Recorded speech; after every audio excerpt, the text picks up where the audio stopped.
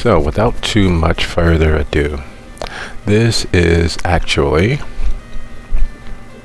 the Brew.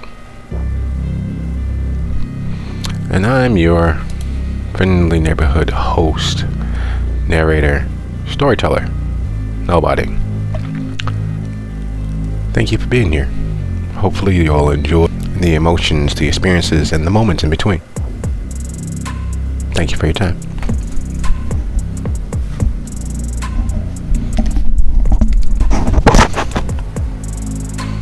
Well, hi folks, how we doing?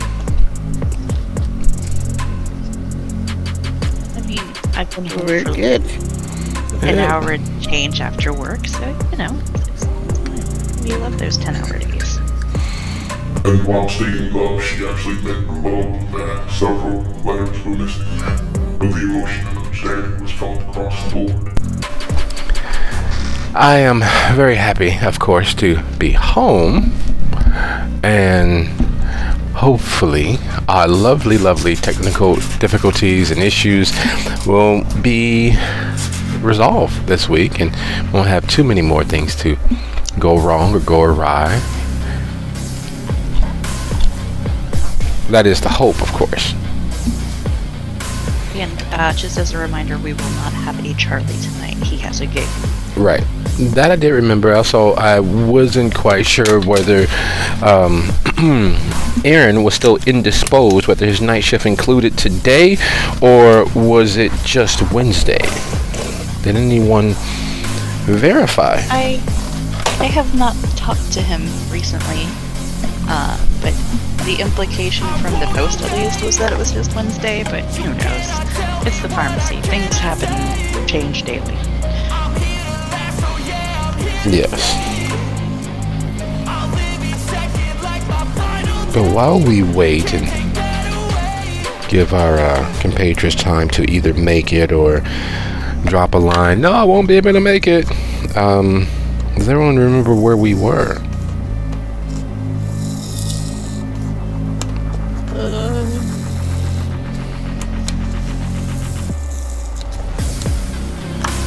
We had No. just met Calabalarshi, and he told us about Werewolf Jesus. Yeah, it's Werewolf Jesus. How could I forget Werewolf Jesus? And Charlie was crashing with you, and otherwise, the night came to a close without much chaos, well, much more than usual. Do you remember the put forth idea of contacting JW Blue?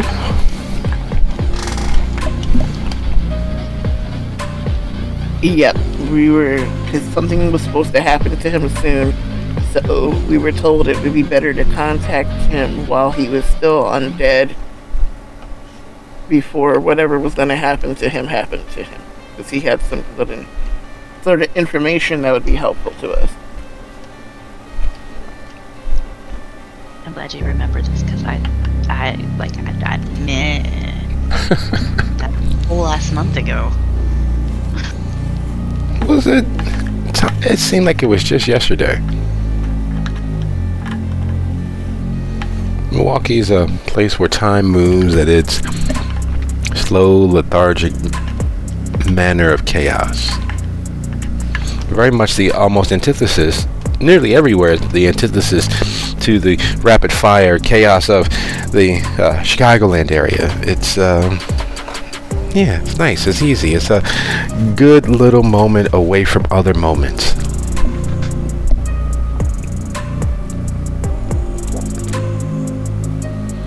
And while I did obtain my water, I did not obtain my last smoky treat. That being the case, while we have 9 minutes until our hard start, and we have an idea as to where we'll be diving in, I will step away once more, and I'll see you guys in 4.5 or so minutes. Alright. Deal.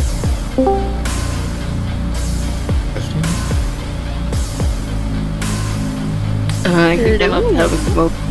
So when he gets back, I guess we're starting. We were waiting for to see if anybody else showed up. Perfect. So lovely, quiet. How is everybody? Alive, kind of, sort of. Life isn't working the way that you planned. Have you tried turning it off and turning it back on? I have, and still not getting a full charge. Well, have you tried getting a new dongle? That sometimes helps. I hear that, but I'm pretty happy with my dongle, thank you. Well, we are comfortably past our hard stop. We're, in the first 3 minutes thereafter. So, with quite a lot ahead for the coterie in regards to where they may end up and how many dreams are achieved, crushed, or otherwise reached for during the next few episodes. I'd like to ask, before we officially dive in with the full gusto, are there any questions, suggestions, hypotheses, or corners we need to round off? Does everyone remember where the Brew coterie, or the Brewers of Milwaukee, were when we last left? Not a clue. Okay. That sounds apropos. Quite frankly, at the beginning of the middle, well past the beginning of the start of the beginning, and on their way to whatever fate holds in store for them, they managed to meet the one, the only, the incomparable Antonio Calabalarci. They managed to get a glimpse as to some of the key moments moving forward as far as time, chance, and fate had dictated.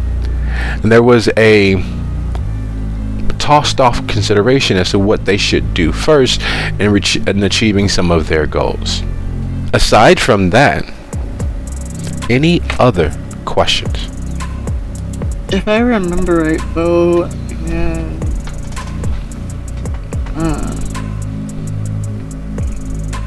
Amalia had gone to do something, to go to either look at a book or give it back, one of the two. I remember them talking about it. I don't remember which it was, but they were leaving together. The ambush. And that's right. And then the ambush happened, and then Charlie was with me at the brewery, so we don't know that they got ambushed. You and your stupid stalker. So much. I don't know if it was an ambush as much as them talking and they just wanted to meet up with my friend list. Yeah. Uh-huh.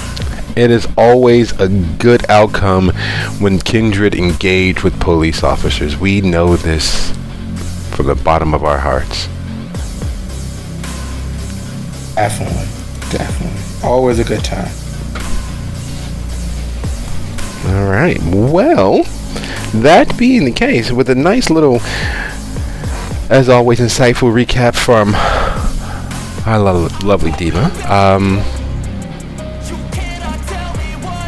I would be remiss if not expressing my undying, immortal thanks for partaking in this hobby with me, for leading me to the wonderful waters of these characters' lives and their experiences, for your time, your energy, and your efforts.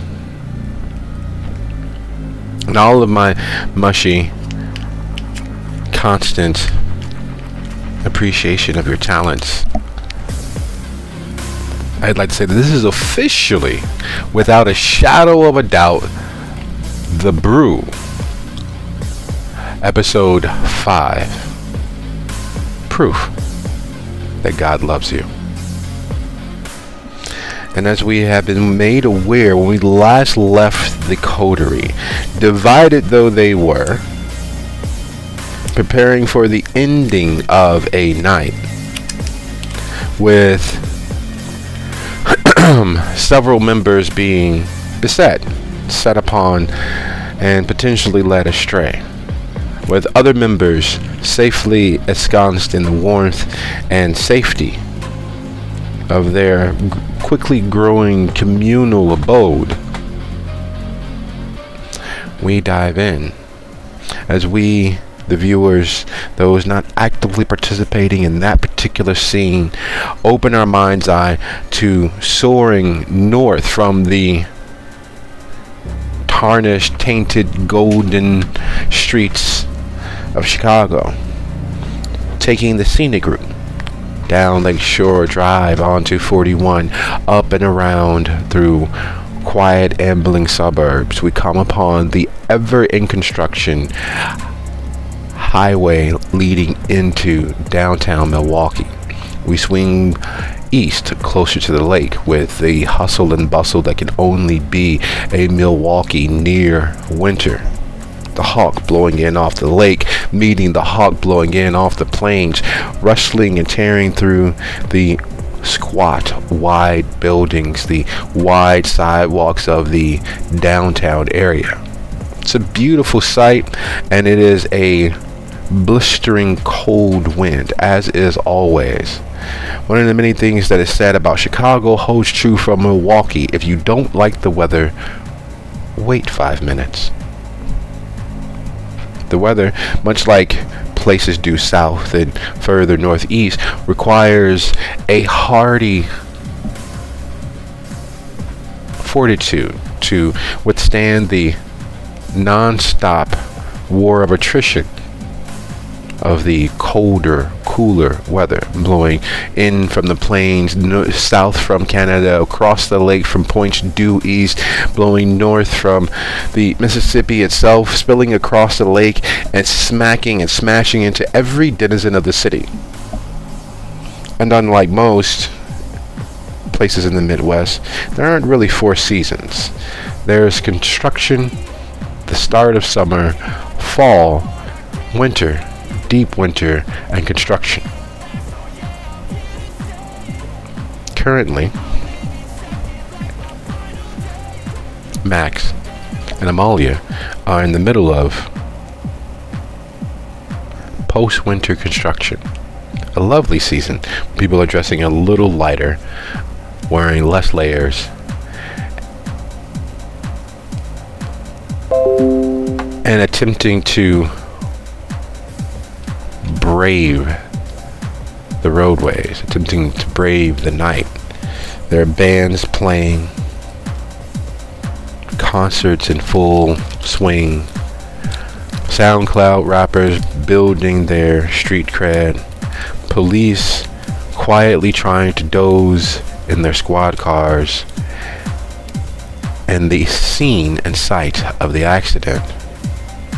We left with the twins closing on the vehicle. We left with the realization that there are too many people around and not enough people around. No one's going to play Good Samaritan. No one's going to come running. In fact, as is per usual in such situations where there are any witnesses, instead of using their phones to text 911 or to call the police, the cameras come out. The flashes, people taking pictures. You see one person giving a full-fledged live stream from across the street about how crazy Brewtown is. Oh my God, look at this. And while you can't hear the excitement in his voice at potentially witnessing chaos, it is clear from his quick, staticky, jerky reactions that he's extrapolating as to what he may be preparing to witness. And while he's giving a live stream, there are others who are glancing from their phone to the accident to see if there's anything worth seeing. The cars attempting to ease by, making the congestion far worse than it need be. And with the situation sitting there before us, what is it that Amalia and Max attempt, if anything?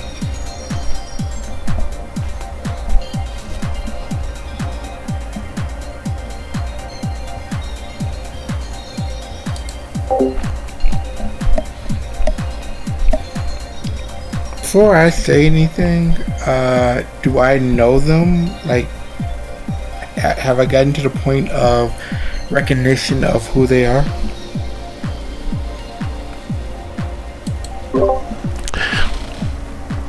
To put it as crassly and poetically as possible, does the lion bother to learn the lamb's name when hunting them? Okay.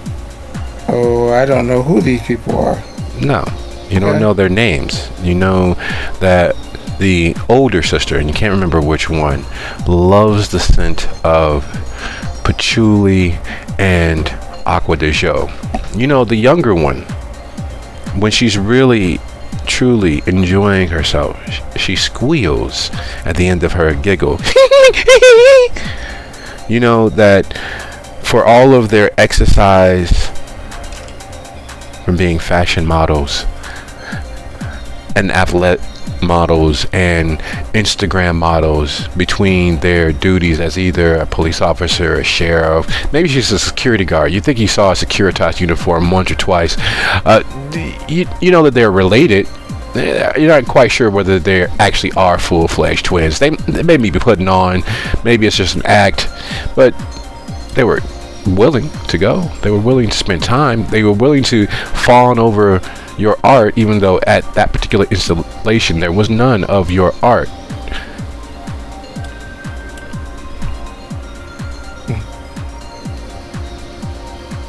But they're most definitely kind, though, right?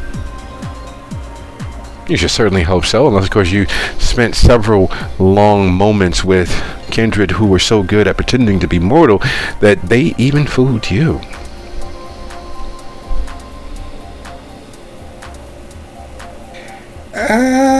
Wouldn't be the first time, because, you know, toreadors are known to slide between the cracks.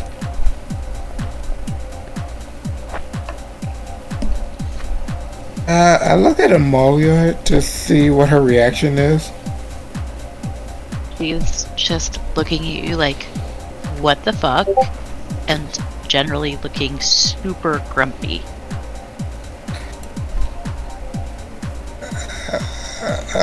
This may not be good, Amalia. Give me a second. Let me see if I could clean this up. Can I get out the car? Yes, you can. Get out the car. Ladies? Looks like you're having a little bit of trouble. Isn't that funny? Yeah. Well, this would be a good time if I was in the moment to maybe call for some help, for someone to, help me. Well, you and your little friend, maybe we could give you a lift somewhere. Or you could wait for roadside assistance. You all do have roadside assistance, don't you? Of course. However, my friend is probably a little grumpy right now because of the poor accident. But how are you ladies? Are you ladies okay? Fantastic. So here's the question, and this is the only question that we're going to ask. Just so happens that we are here and in the area, and, well, come with us.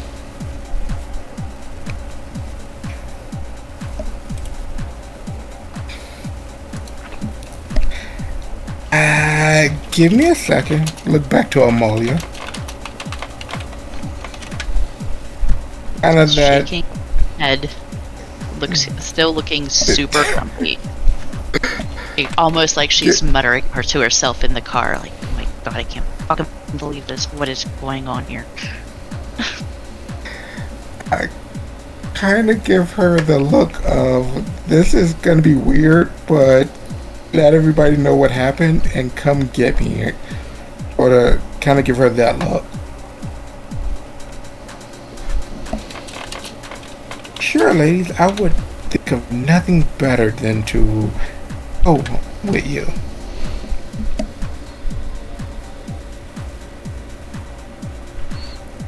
So where are we going? In the great long history of great ideas, of good ideas, of excellent plans,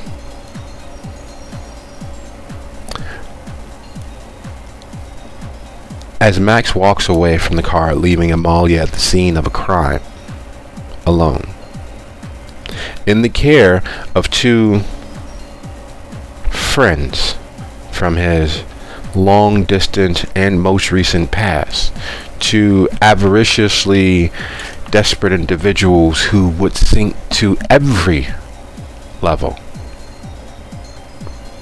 in the annals of good plans, great plans, as small talk is exchanged and laughs and knowing looks.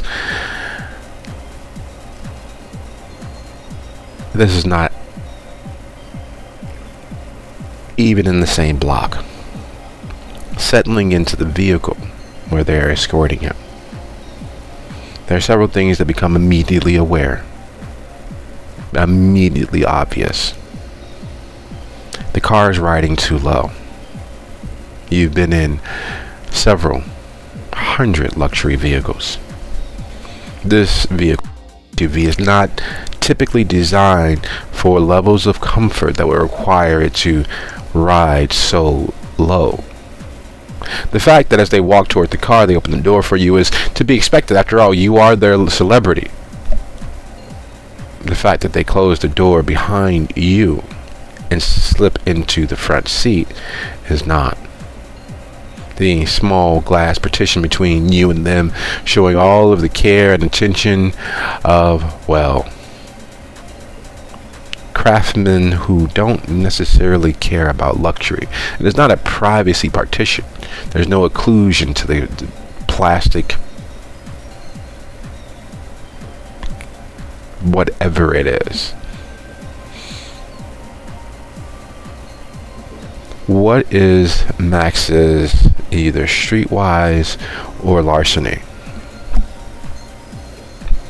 Max larceny. Psst, please. He has a 1 in streetwise. That's enough to know what a weed man is. And his which?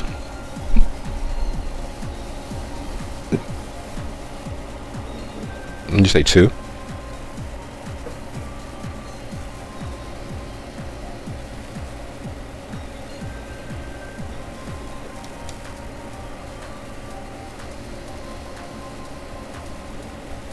A 2 in width and 1 in streetwise. Alright. Taking a quick half for your passive perception of what this is.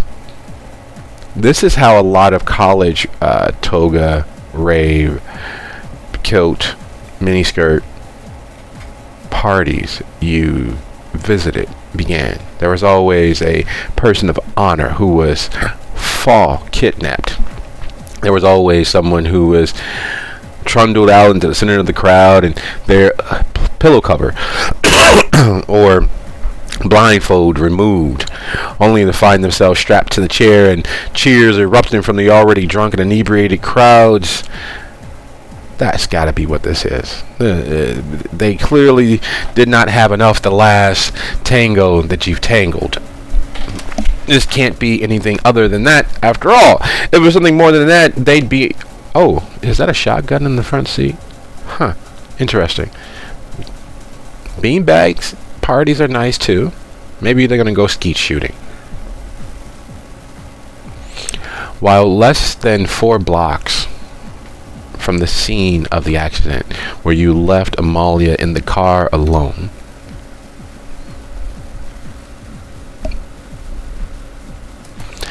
Aaron, it is exceedingly difficult right now. There is a state of emergency at play that there's no explaining.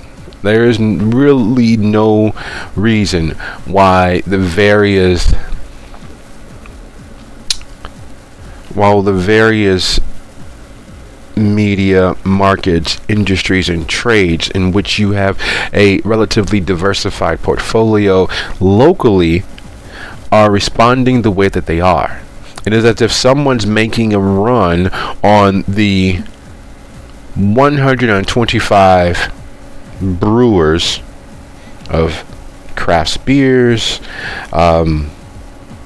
There's several different brewers who use specific and trademarked hops and what have you.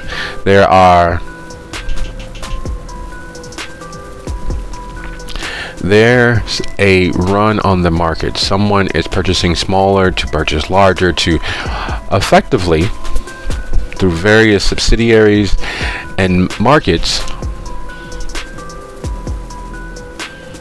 strip away anyone's ability to operate in a free market system and carve out their own path. It doesn't make sense. Various gang leaders, various street businessmen and the like are circling the wagons. People are stockpiling money.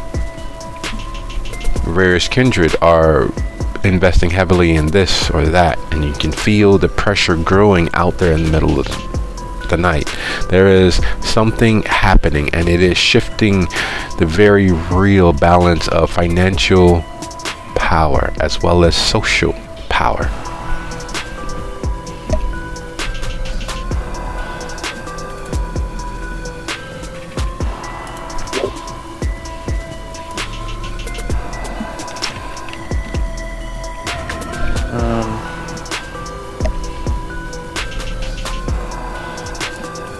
I guess with that in mind, Aaron is probably going to try and figure out who is the person behind all this, and to see if there's any way he can profit off of it. Always a very good thing. Are your wits plus finance? Wits and finance together is a total of 5. I have a specialty in stock market and finance, but I don't know if that would apply here. I don't think it would. Okay, so that gives you an average of 6 with a 3 at your midline. Okay.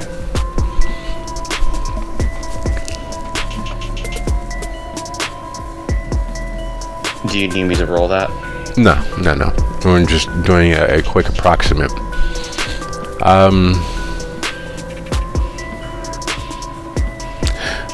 Without a shadow of a doubt,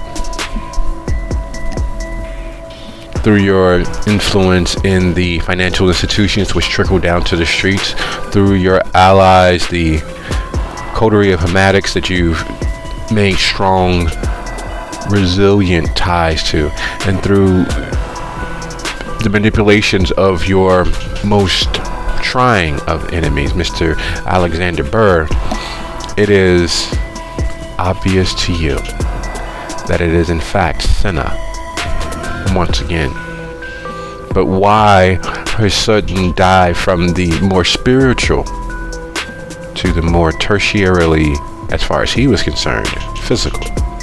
It doesn't make sense, but it can't be anybody but him. It can't be anyone but the youthfully wizened, bearded monk of the Blue Bloods.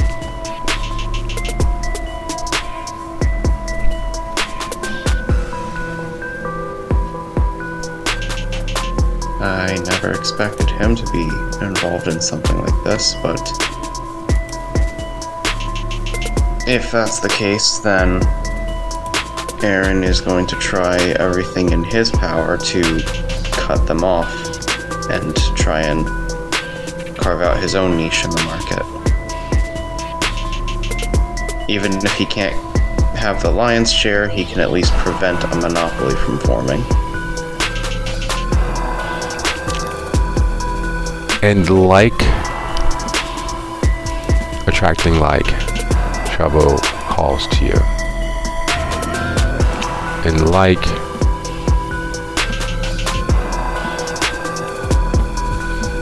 the often trotted out, tired aphorism of a moth to a flame, you realize that unlike the actual stock markets, to maintain and operate in the markets of the trades here locally, it will require pressing the flesh. It will require beating the bushes. It will require cutting the grass so the snakes will in fact show. And so you find yourself a few blocks from the lakefront. There's a small cabal of movers and shakers that you've managed to embed yourself into. There it is ridiculous how many of the stereotypical backroom meetings actually happen in public.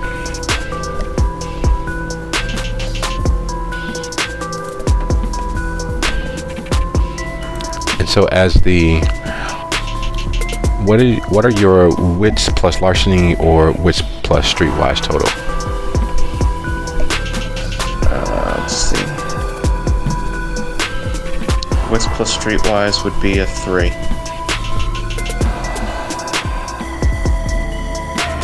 There's no way that anyone has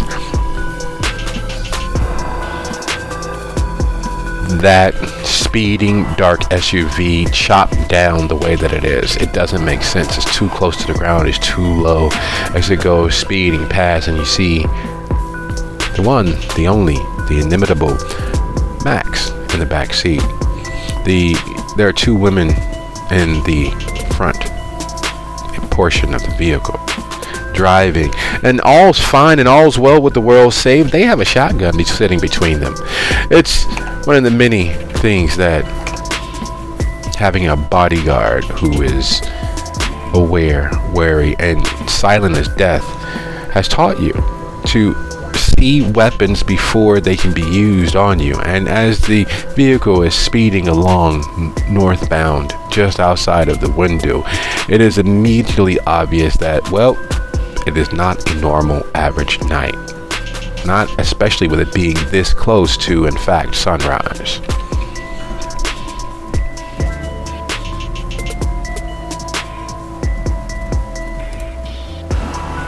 So I've seen them all driving down the road, is that what you're saying? Yes.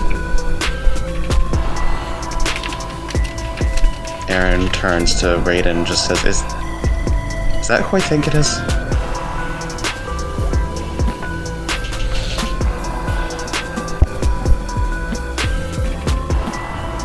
If you mean your associate, I would say yes. Okay, whatever's happening there can't be good.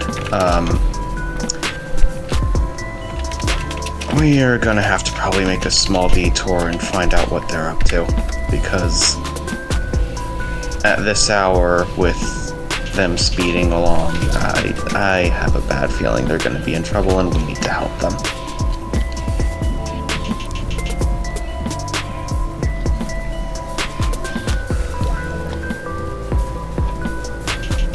I will bring the car around. Thank you. And speaking of bringing the car around, Amalia, as Max walks off with your would-be, roadman, as he climbs into the very low-slung SUV with the 2 armed women, what in fact are your actions? What in fact are you deciding to do, considering you just watched him willingly give himself over to individuals who at best had every intentions of wringing him out like a dirty rag, and at worst intended on ensuring there was nothing left for anyone else to potentially find? Right. So how far away from the bar are we? 10 minutes. If you run. Foot or okay. Well,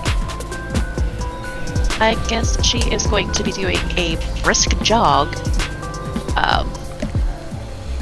because, yeah, sunrise is closer than I'd like. And she would probably call her favorite fixer, Aaron, just be like, what the fuck? Why would he do this? Why is he an idiot?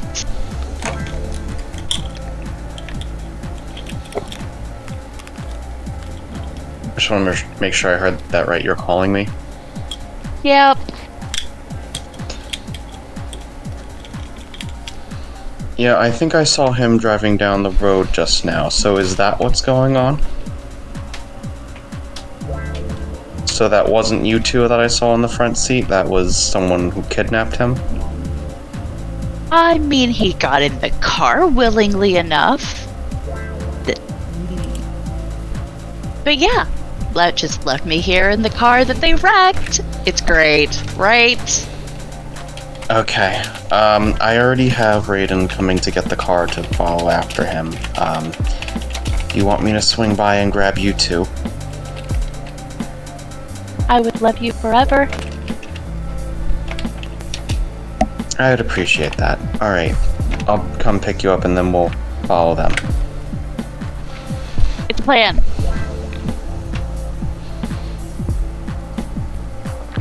So 15 minutes later, you're at the brewery. You're just getting there.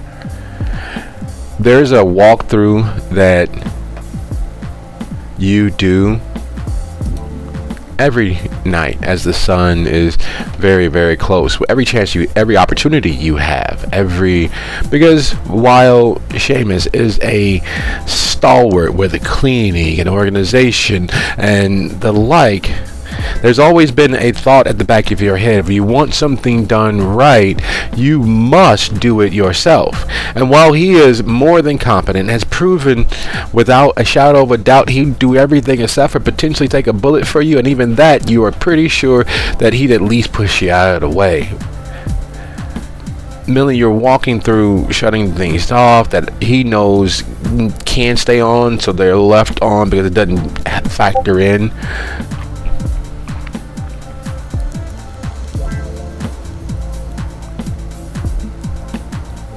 And Amalia is crossing the parking lot.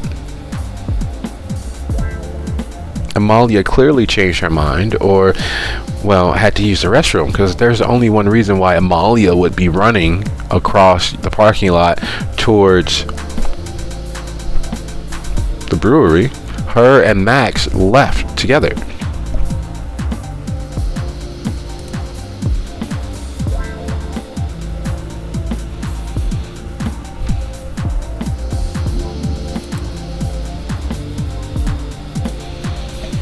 Amalia goes to the door and sorry. Millie goes to the door and sticks her head out. Is somebody chasing you?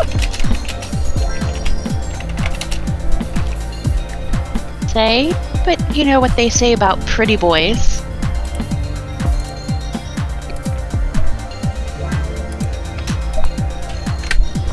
No, I can't say I do, but did you lose Max?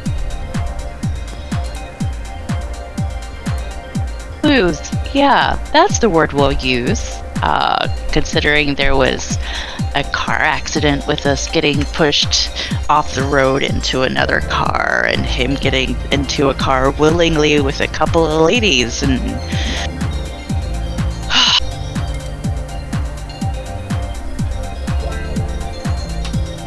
yeah, that sounds like something he would do.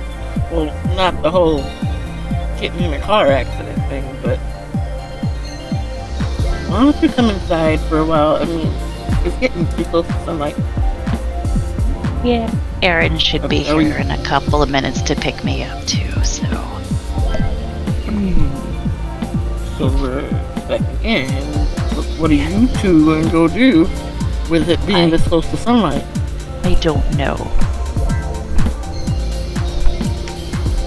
It's going to kill me if I go and get myself killed, but I can't let you two go into this alone. You're supposed to stick together. Charlie's already disappeared into the extra extra room I got for them, so I don't want to go wake them up.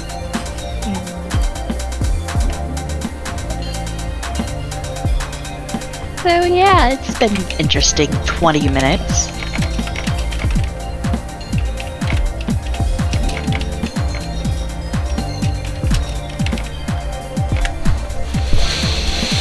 So, you said he got into the car with these two. Did he know them? It looked like he did. And she'll describe the girl, model-esque.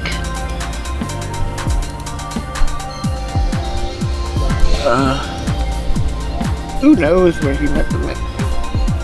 I mean, he's an artist. She does the air quotes.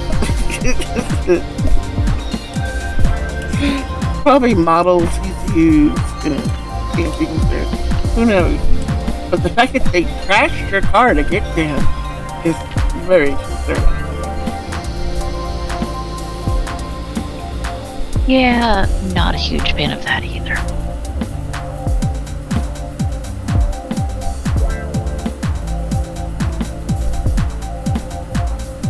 Hey, do we have a way to send like a tow truck or something to pick it up while you're here?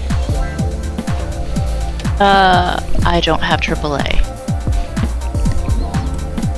Well, none of us do.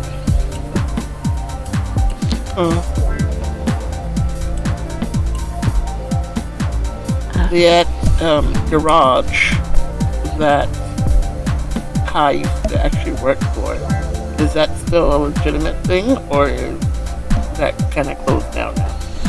Oh, it's still in operation.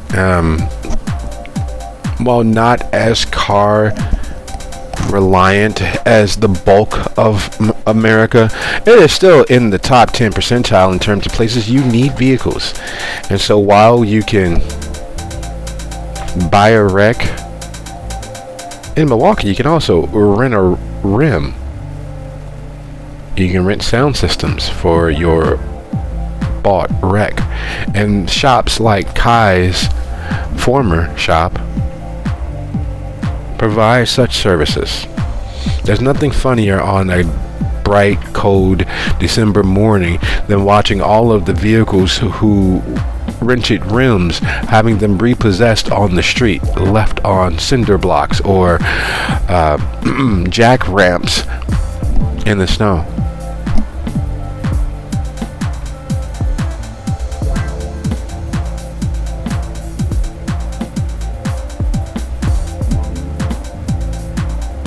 Well, we can call that one tow place that's run by Kai's old friend. He would probably go get your car for you.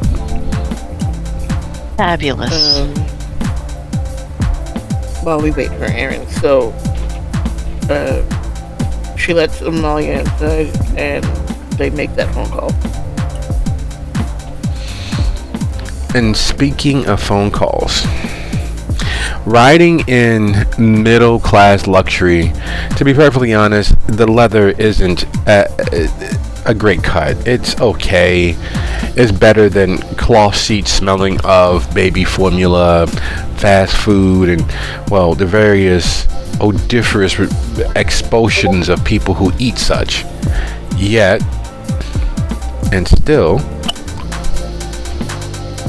you've been driving for 4 minutes, which is as long as you can put up with such mid-range luxury, to be perfectly honest. And you know that it makes you have problems others couldn't even possibly understand.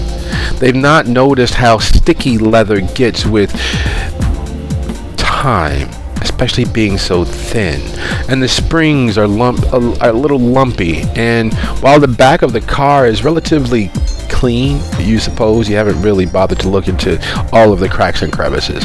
You pull out your phone to while the time, because 4 minutes is a huge amount of time. And your signal, the bars at the top right of your screen, aren't doing what bars of service are supposed to do. They're supposed to be there. And as you look at your phone, Max, you realize they are not.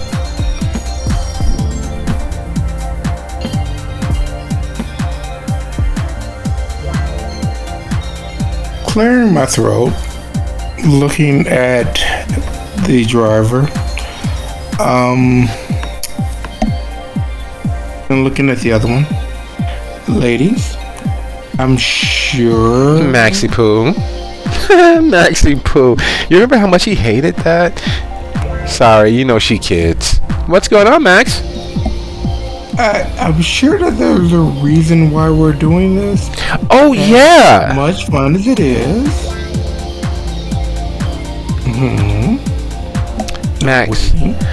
Max, you're gonna have the time of your life. I swear to everything that I thought I cared about until I met you. There is this night, as the sun breaks over the lake, will be the penultimate moment of your existence. When you stop calling us. You remember how he tried to keep the fact that he knew us both? Yeah. So when you stopped calling both of us because you didn't want to get into a relationship, you couldn't be weighed down. You didn't want to put down roots because it would hamper your artistic vision. It broke me. I admit that. It really, really did. It hurt a lot. I took a month off from work. Leslie, you didn't take a month off from work. You just went it like a zombie. Oh my God, she is so dramatic, Max. You know this, and I understand why you didn't want to spend time with Leslie. After all, she's the younger sister, of course. I'm not younger. I'm just taller. Who popped out of mom first, me or you? Well, technically you, but that's because you wrapped my umbilical cord around my neck in the womb. Oh my God. Again, so dramatic. I was an infant. I didn't do it. No matter how many times mom tells that story, it wasn't me. You were probably tossing and turning like you always do. She is such a bad hog, but you already know that, Max. Where are we going, ladies? Home. Oh, that's right. I'm sorry. I forgot. You didn't ever want to come spend the night over at our place. Our place. If he had, he would have known us that we were, well, that we are related. Before using you for his muse and then using me for his muse, he would have known this. But he didn't want to spend time. He didn't want to come, and because he could be weighed down. And while we appreciate your artistic vision, we love it. And yeah, I know I do. I don't know if I like the vision. Some of the stuff that you did in your September show was a little dark. That wasn't, well, yeah, it was a little dark, but every artist has their blue period and their black period, and Max is no different. He's a visionary. You gotta respect the process and what comes from it. It takes a lot of energy and a lot of time avoiding people who love you dearly.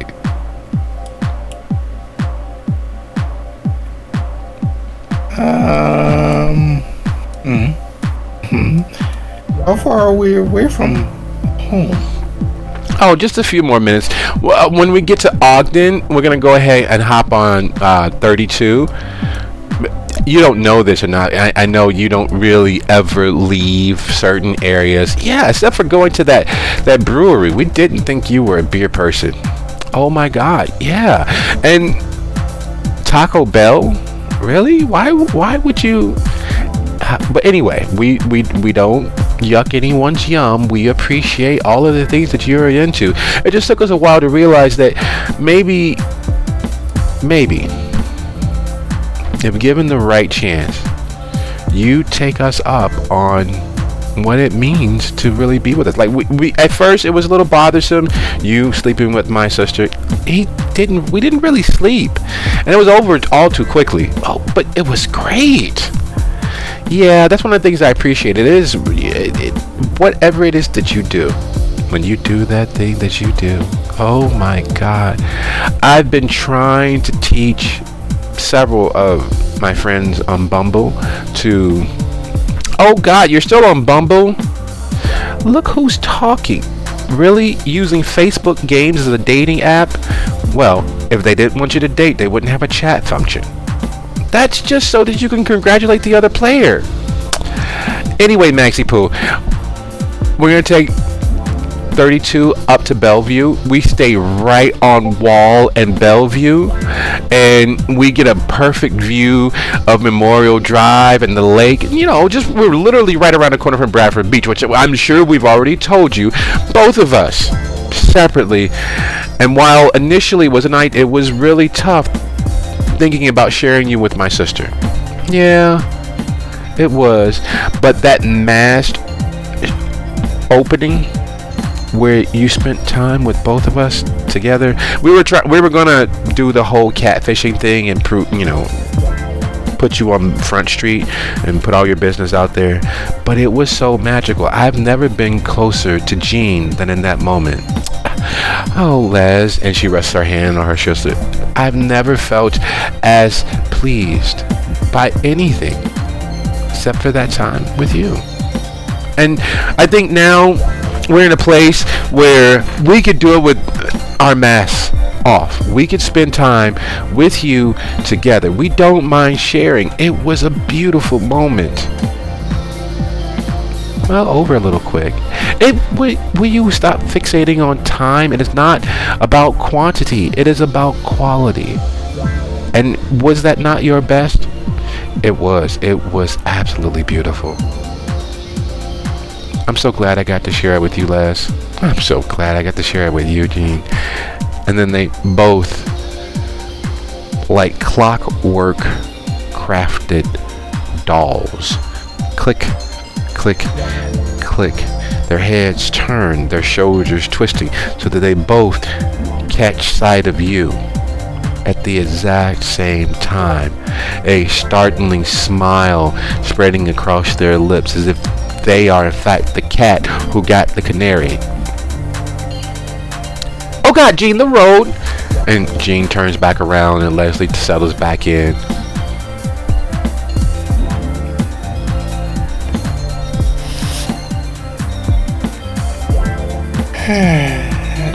You have Wi-Fi.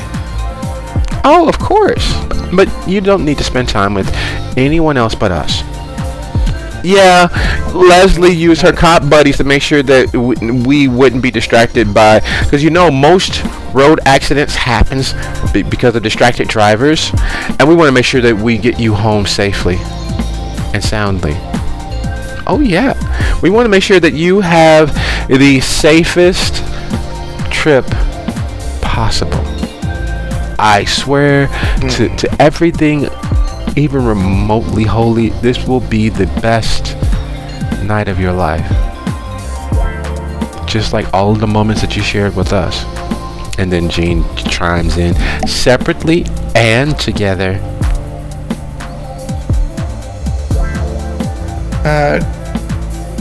Hypothetically, would I know where to get home if I needed to, or am I out of the reach of reaching home before the sun comes up and I, burn to a crisp?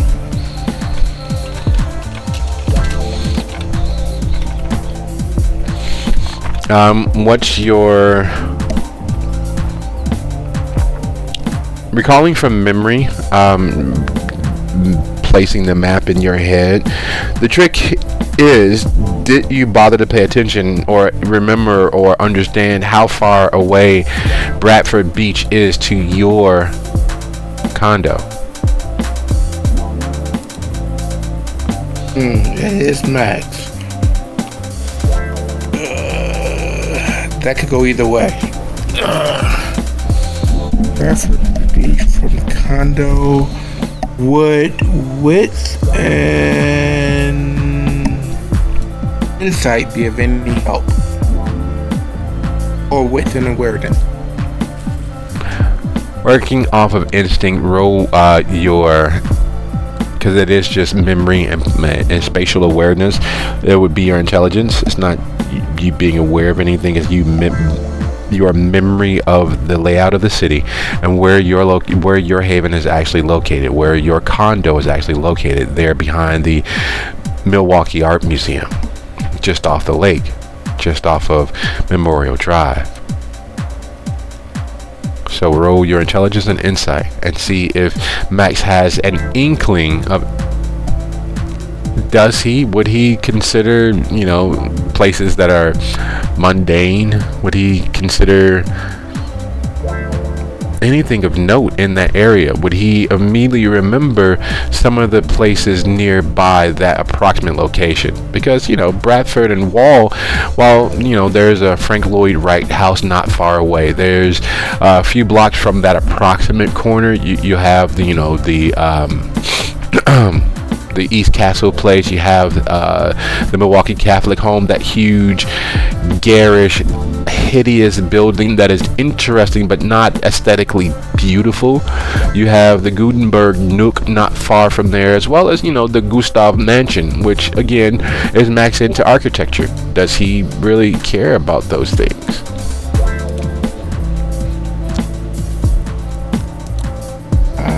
He does. He actually does like architecture, and it looks like a 4, depending on what the difficulty is. At a run, no. At a drive, not a problem at all. It's only approximately, if we can get to Memorial Drive in a car, it's only about 2, maybe 2.25 miles from his house. Approximately. It's in the Murray Hill neighborhood, which is not affluent, but it is not middle class. It's in that very small smidgen of a financial stratosphere between rich and what the ideal of middle class is. It's just above middle class, but not quite dropping into rich. It's a place where old money families hide their middle children. It's the place where people who do jobs that don't affect the world in any way reside. They're middle managers and chief auditors, and not CFOs. No one fully in the executive suite, but they're direct reports. They work right beneath the glass ceiling. And they can see in, and mommy and daddy and uncle and auntie and grandmama had money that was left to them, and they live and move into the Murray Hill neighborhood. It's not far from the North Point Lighthouse and Lake Park. And most importantly, for those who are still believing they are upwardly mobile, those who believe that their futures haven't already been written, there's Bradford Beach. There's tons of beach volleyball, and people shoot all sorts of videos and tactics and what have you from the beach, because you get a great view from the beach into Michigan. From Bradford Beach, you can, with binoculars or telescopes or various other, you can see almost all the way to Grand Rapids. And when you look south, you can see the interesting parts of Indiana. Benton Harbor, South Haven. You don't actually see it, thank God, but you can almost see it. You can almost, have an idea of where it approximately is out there in the distance.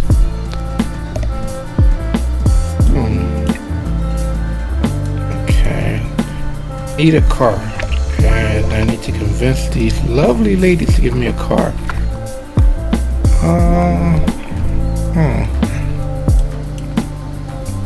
And you said we're only gonna be a few minutes away?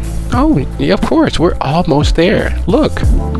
And they point out the window as you're easing down Farwell and making the left-hand turn, even though you don't really need to, from what you understand, but they're making a left-hand turn onto Maryland.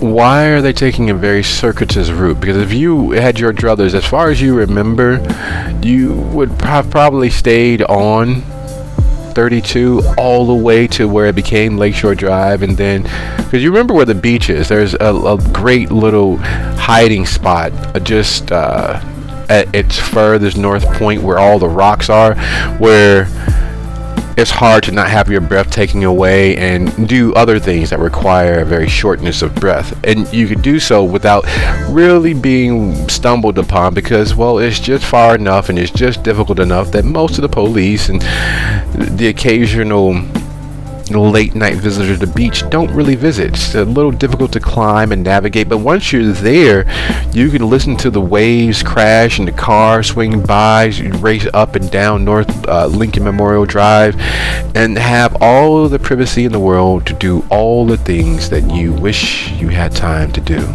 when spending time with that special someone of the moment. And just like a bad dream is beginning to come back to you. You remember that showing. You wondered why they smelled familiar. The masks obfuscating their faces, and they were wearing long opera gloves and matching body sheath style dresses, which highlighted the fact that they really did care about their bodies and their appearances. And then the lipstick. It was... And as the memory begins washing over you, and you think about needing a car, you think about those rocks at the northern portion of Bradford Beach. Speaking of needing a car, as you're making the call, Aaron arrives.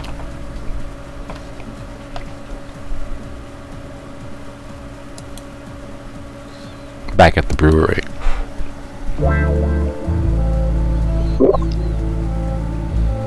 Knock, knock.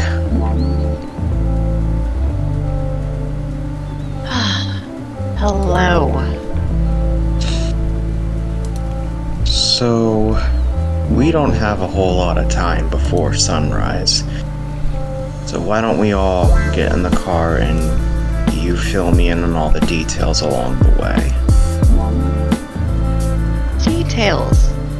Run off the road. He gets out, talks to them, gets in the car, and leaves.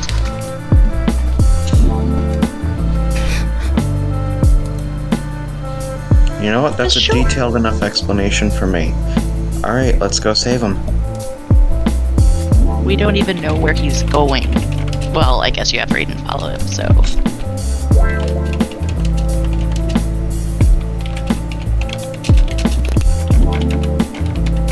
Quick question, was Aaron there for the Calabalarshi thing, or did they miss that? They missed that. He got in his car and went straight home after getting that willpower beat down social ignominy.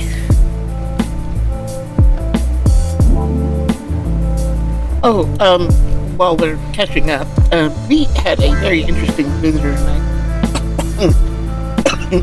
By the name of Antonio Calabalarshi, I believe. He had a little bit of a New Orleans accent, or New York accent. It's a little bit of both. He said something about there's going to be a werewolf Jesus that we have to fight, or hopefully if you do the right thing we won't have to fight werewolf Jesus. But there's also the fact that you are responsible for Max now. So if something happens to Max, or Max does something stupid, it's gonna come back and bite you. Yes, which is why we should go and save him right now. I don't know anything about a werewolf Jesus, but that sounds like someone might have had a few too many drinks of some questionable blood. So why don't we focus on something a little more pressing?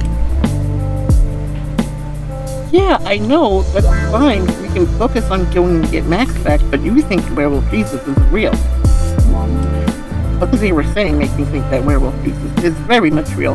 The way the brewery felt when we got back here was weird.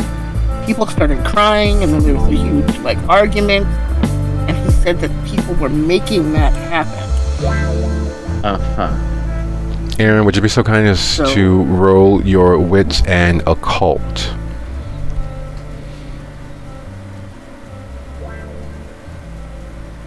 As high as you can, please. I'm assuming... I have a specialty, but I'm assuming Mithraism would not help here, right? Actually, yes. Oh. I don't know if that makes me feel better about this or worse. 4 successes. There is a popular connotation with most Americans that cults are different than religion. There is a popular connotation that religions are the upstanding counter to cults. As a Mithraeus, you know that could not be further from the truth. Every modern religion, every ancient religion, every religion began as a cult, including the Baham, the Bahari, the Lilans, those who are your exact counterpoint, those who really earnestly believe. And while you can't prove it, and while you've never witnessed it directly, there are several of their worshipful moments that have the ability to seed and populate the human populations around them, to grow what they call their gardens, affecting their lives and their well-being to the point where their existence is pain, and magnifying it to such levels that they can cultivate whatever blood, resonance, and flavor they want. All of the people in a place feeling a certain way shows all the signs and effects of that having taken place.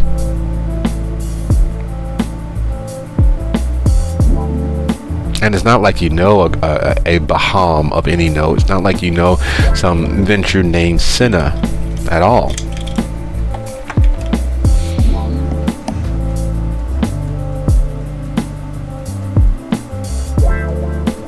That makes Aaron a little more uncomfortable. But he's still going to try and play off the whole werewolf Jesus thing, because the idea of that being even remotely real is scary enough.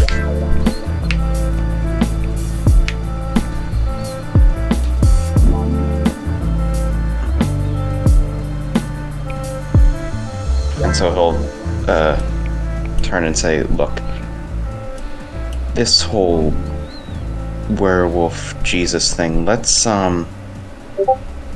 discuss that later when we have more time to go over the details. Does that sound good?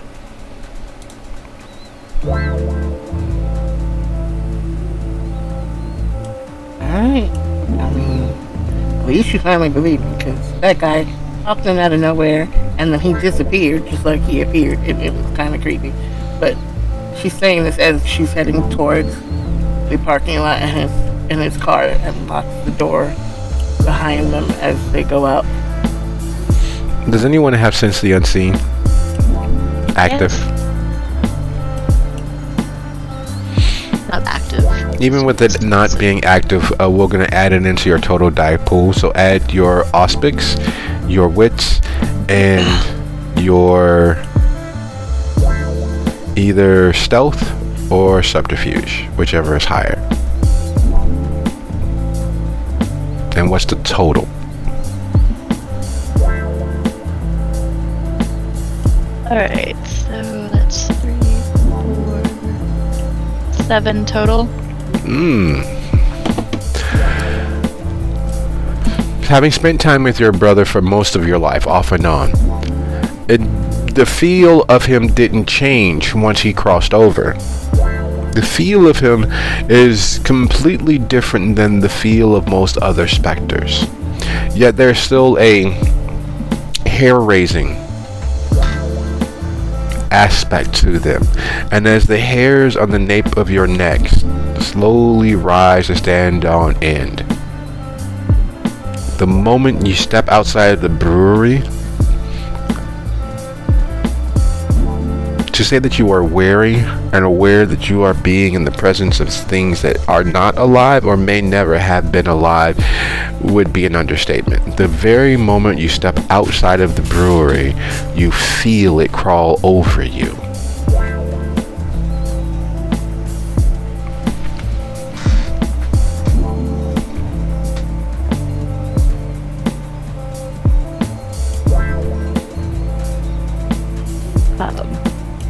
As they walk out,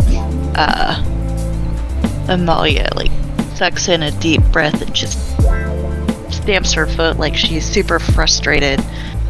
And she looks around almost like she's looking for something that should be there but isn't necessarily there.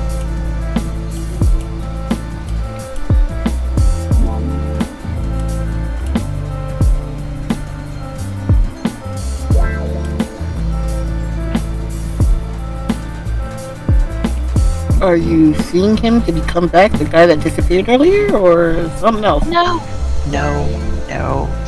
Family drama.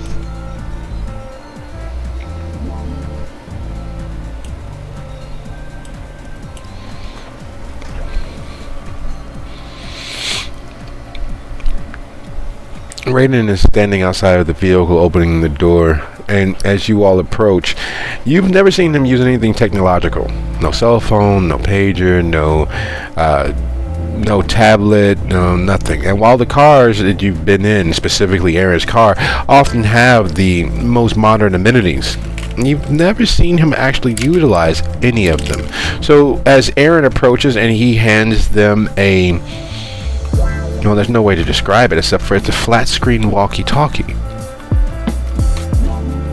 It is a most interesting device.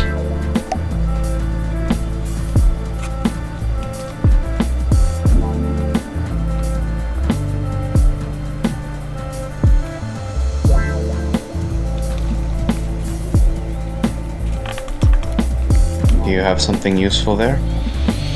It records VIN numbers, and while you were obtaining your associates, I utilized the contact within the police force, Mr. Wren, a former officer, to run the partial plate of the vehicle. It came back as a do not intercept.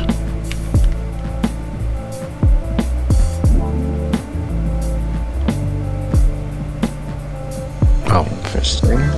forgive me. A do not intercept is a personal vehicle used by law enforcement, usually in relation to an undercover operation or some other high-level duty and responsibility. All of the VIN numbers are saved, so that when someone attempts to run the plate or the VIN number, the vehicle comes back as do not intercept, so whatever operation they are involved in might continue unimpeded. This particular VIN number is for a Leslie Ann Day, detective first grade of this violent crime and gang task force of MPD.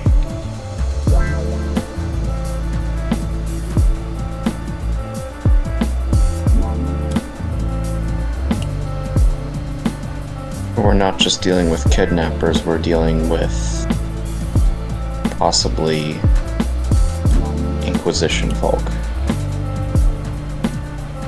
Perhaps. It would be better to assume as such in advance, lest we could be caught flat-footed. Alright. Oh, this just keeps getting better and better. Great. Do we know where they are? I believe so. Alright. There's a condominium used for, well, purportedly used for official police conduct, though I can't find any investigations that refer back to the address. So I believe that it may be a Dodge, a safe house kept on the payroll of the MPD but utilized for personal affairs by one Miss Day or Detective Day. Does this girl, is there a picture of her? Does she have a sister? Because there were two girls. Miss Leslie, Detective Day, she is Yes. Yes. Aaron, and he points toward the flat screen walkie-talkie. If you'd be so kind as to hit the home button, the last search will return. And Aaron will do so. Did he rouse?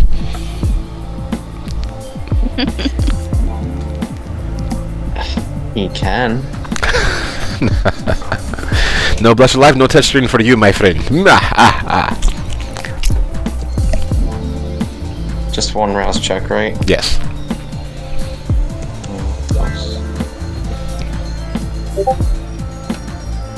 And he gets hungry. Yes, the beast rouses and raises closer to the surface. Not enough to cause you to lose any composure, but that voice that has never left you from the moment of your death until now grows more insistent. It starts doing the calculations of, well, obtaining a quick bite. And to be perfectly factually honest, there's no reason not to.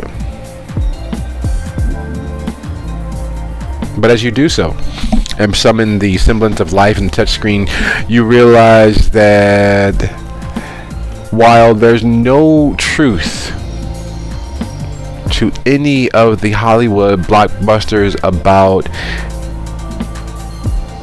police raiding, acting as, John Cobra or Axel Foley, or being undercover long enough that people go, whoa. While there's no truth to it, they are often based on the facts of individuals like Detective Day. She is absolutely gorgeous. She is 5'11". You can tell that she clearly cares about her body and stays physically fit. She looks like someone you would see walking across Sports Illustrated between 1980 and 2011. She is a specimen. And yes, she is definitively one of the kidnappers that walked away with Max. And adding insult to injury, she does have a sister, a twin who's shorter, older by a few moments, as physically fit, as attractive, and is, according to all of the details listed there, a corporate titan who runs a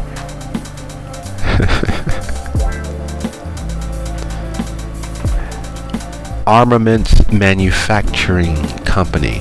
She has support with the NRA and is plugged in politically across the state. And guess what she does as a hobby? She is an Instagram fitness model and influencer, as too is her sister, who has more arrests through her undercover investigations than 3/4 of the decorated detectives of Milwaukee police.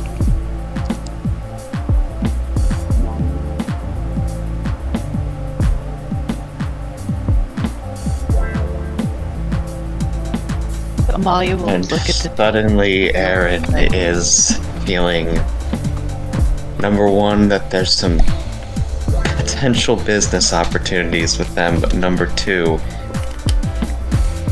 now he's starting to get hungry. Great. Yes, these are absolutely them. Great.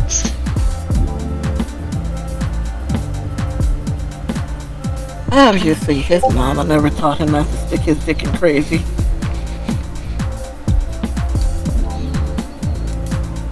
Pretty boy. So we're dealing with not just regular old kidnappers, but extremely competent and influential kidnappers. Right. Millie, would your daughter be able to help with this?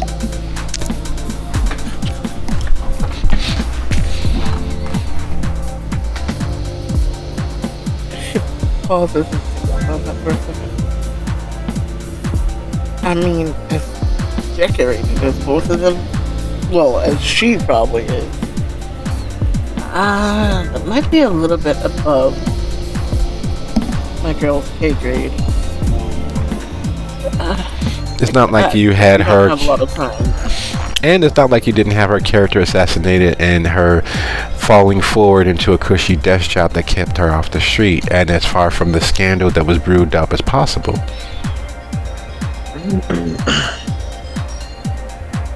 There is also that she's been unwillingly given death duty. I was trying to keep her safe and off the street, so there were some things done, but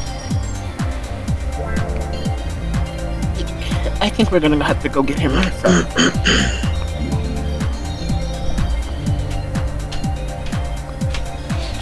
And as you all trundle in, and the drive, is there any course or plan of action that you all are planning, considering at this hour of the evening, even with the usual hullabaloo and traffic in the area, you all are not terribly far from any easy access to Memorial Drive.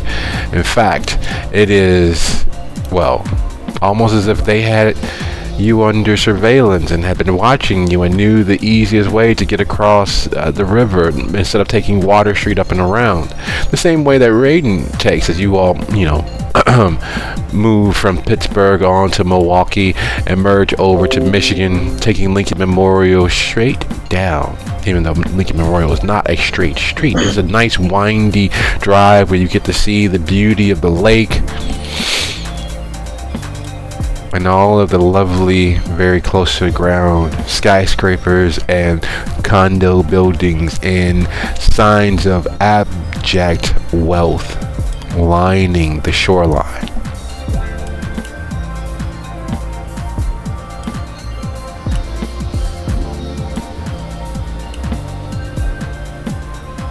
So the way I see it, the problem is that we can't make either disappear I was just about to permanently, say. as they would be missed. But we need to be able to extract him from them without doing too much damage. So how Just- do we best do it? Just to be absolutely clear, they are mortal, correct? They're not ghouls, they're not kindred, they are mortal, correct?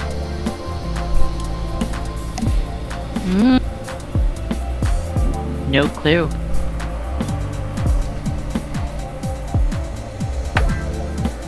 If they are, I might be able to handle it. We eventually have our ways of easily manipulating mortal minds, but like you said, we can't kill them. Otherwise, they're too high profile targets. What we might be able to do, though, is employ them. But that would be a nice bonus. The priority is saving our dear friend Max. Well, the thing is, it's going to matter why they took him in the first place. As to what they're going to want to either give him up or otherwise, because, like I said, it's going to make sense why they took him. We don't know why they took him, but I'm sure we'll find out.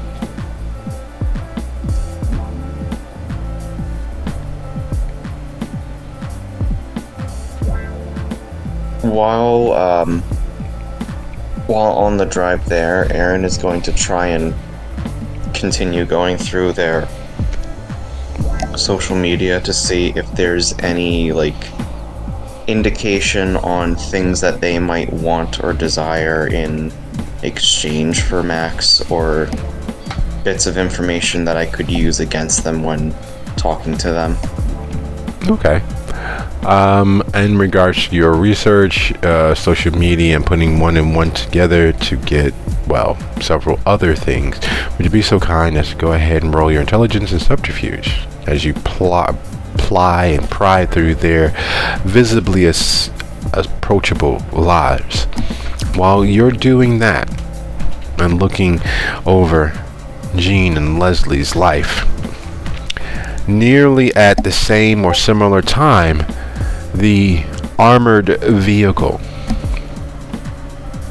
that they absconded with you in, Max, eases across Bellevue, turning into a ramp that leads, strangely enough, down. There's, as far as you are aware, yes, there's lots of basements and the like along these buildings, especially this huge condo building here at Bellevue and Wall. The only problem with that is, as you all ease down the ramp and make that left turn into the under storage of this building, into the lower areas of this building, Jean leans out of her window and types in a number, causing the rolling steel door to raise. And you all pull in. The moment that you cross the threshold, the door begins to lower. You realize and see that that same keypad is on the inside so that you can raise it to leave. There's a feeling that every child has. The actual digits.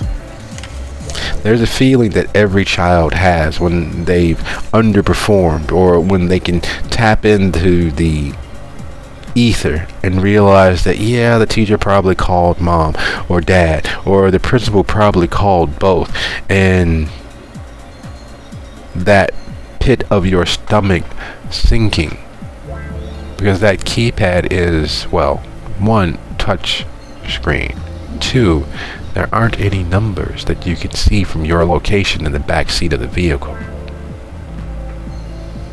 That, oh God, the principal called both parents feeling settles in across your shoulders, along with several memories of having spent time with both of them separately, and that one lovely show opening together. They were a great aperitif. They were a great start to that opening. That was a great start to that unveiling. They were a great start to that installation.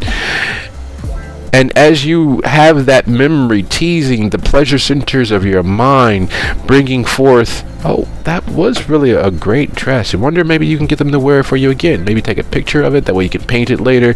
But most glaringly, you remember seeing their face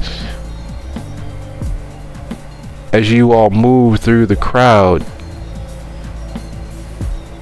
of Millie's Brewery the night that you all, well, found Kai having been shipped to you.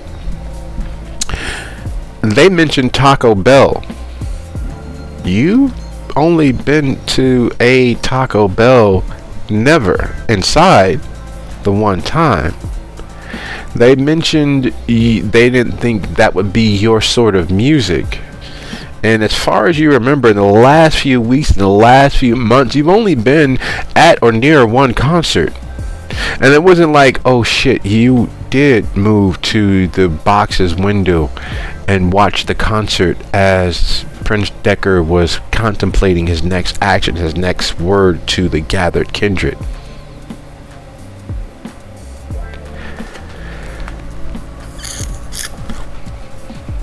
Max slowly licks his lips. He looks. Darling, how long have you been watching my movements? Oh, Maxie Poo, don't flatter yourself. It's not like we're watching your movements. Go ahead, tell him. He's probably worried. You know how scary he can be. He's not scary. He's, well, okay, physically fine. But it's an endearing quality. Having a person who's competent and physically capable but unwilling to engage in violence it's one of his endearing qualities. You just like soft men. What do you like? Men. They don't have to be soft. They don't have to be smooth. But Max is definitely... Yes, we know. I've been meaning to ask you, Max, being you didn't allow us into your apartment, what skincare regimen do you use to keep your skin so supple and pale? I would love to show you my healthcare regimen, but I really must come back to my question. How long have you been touching me? Max, I was in love with your art since I saw it 7 years ago, 6 years ago. Oh, quit lying. I showed you the magazine. Yes, because you couldn't believe that. It's not about that. But anyway, Max, Leslie did show me a magazine with some of your artwork. It was under some Devereaux installation from Chicago. The artistry of slave culture and how it impacted modern society or something. I forget. It was the piece with the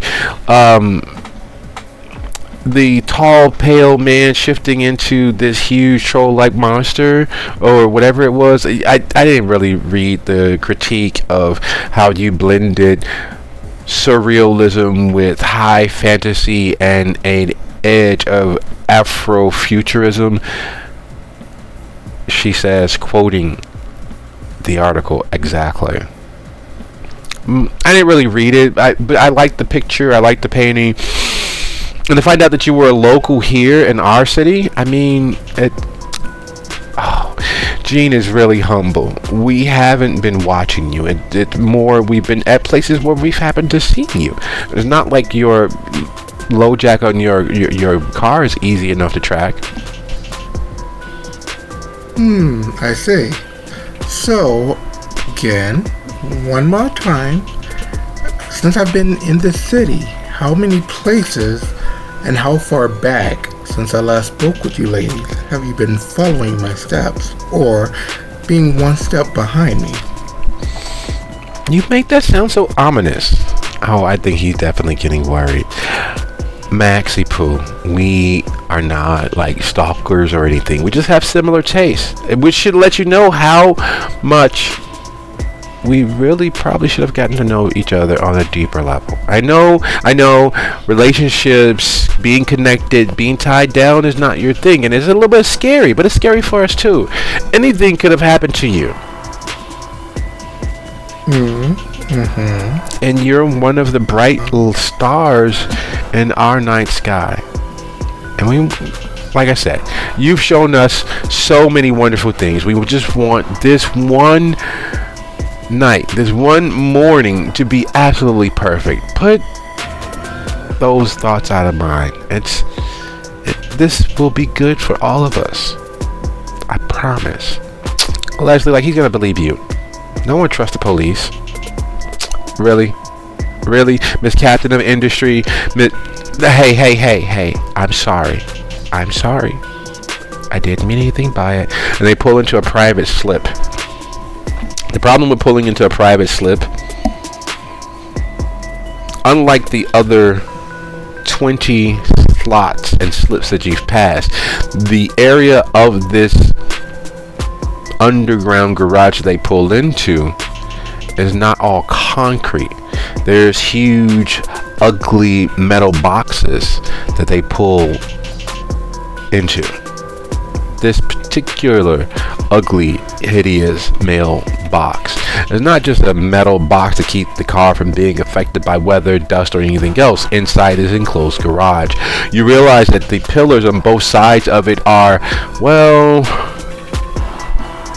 capable of lifting several thousand pounds, several hundred feet into the air.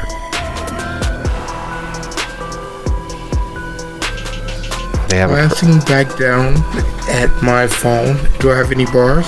No, you're still inside the car. The vehicle enters the ugly metal box, which you realize as you enter is in fact a private elevator.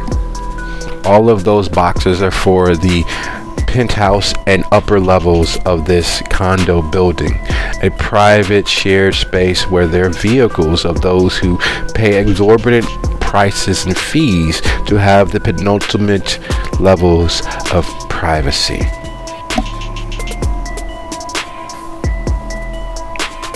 And as the car rises into the sky, being lifted and Raiden wheeling through the early evening, nearly morning traffic to the destination, with so many anchors and strings and assumptions hanging over the coteries head. It is 4 after the hour. Let's take a quick 10. Be back here at 14 after.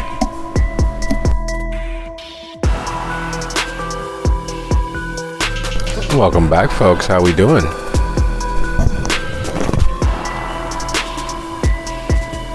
Oh, you know. Definitely good. So it seems like we're all back. All right. Well, So I unplugged my laptop at the moment you started speaking, and for some reason that caused it to start glitching out the audio. And my god, that was the most terrifying sentence I've ever heard come out of this laptop. It sounded like it was possessed. aha. Well, hopefully it is not. It's terrible once the gremlins get inside. They never go away. They may sleep for a while, but they never leave. So as you all pull up to the front of the condo building there on Bellevue and Wall, having got off Lincoln Memorial Drive and taken East Water Tower Road and then circled made that right going north down Terrace onto Wall, you all get the opportunity to appreciate, or at least out of the passenger side windows, see all of that lovely, beautiful shoreline.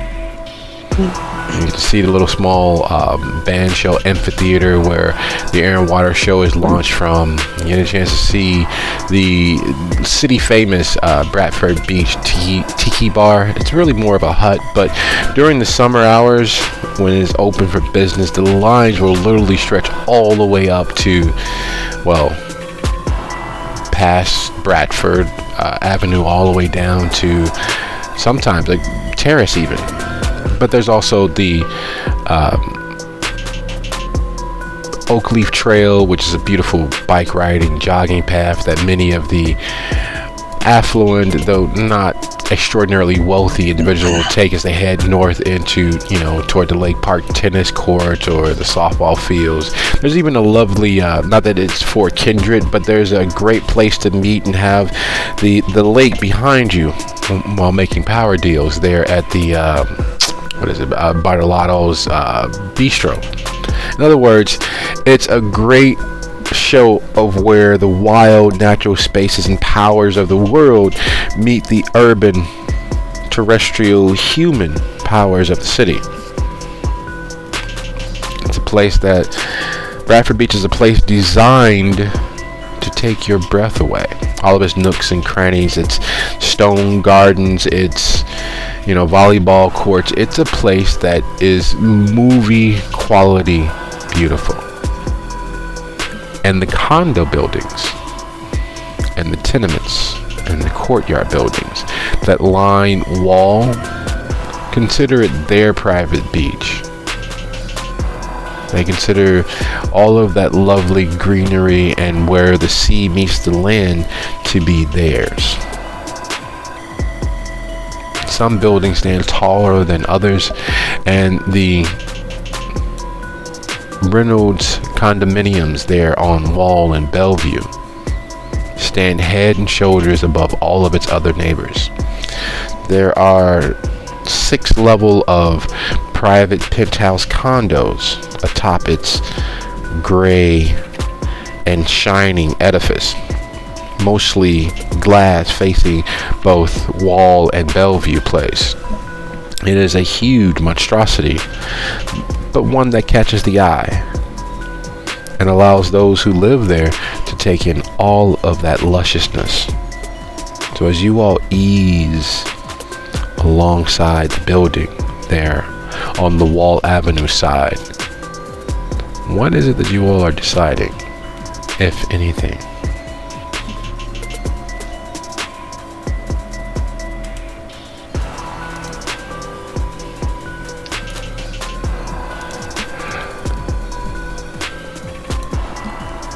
Well, Aaron, you look like you belong, and I look like I might belong. But I think you look like you belong more. So maybe you can talk your way past whoever's guarding the place, or we can find out where their apartment is. Something like that. Car in view. In view of the building? In view of us. Like, can we see the car that we were following? No. Or trying to track?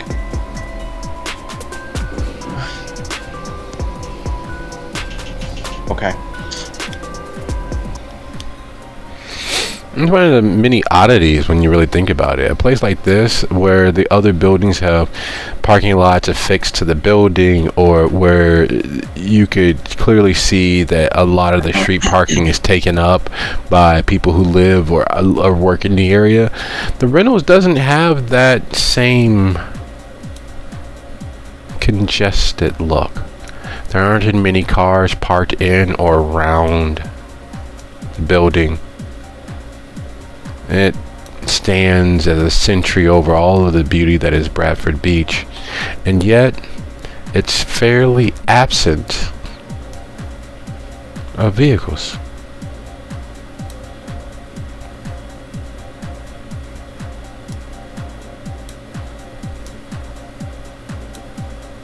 Where are all the cars? I don't see any, and these people would definitely have cars.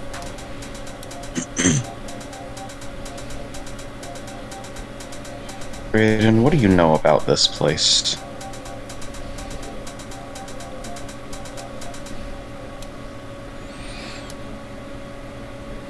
Besides it being one of the more affluent, or besides the fact that, and he purposefully leans forward over the steering wheel and stares up at the building. It's roughly 14 stories outside of city ordinances. The building only lists 14 stories. I don't think they counted each floor of those condos properly, or penthouses. Would you consider a home in the sky as one story or two?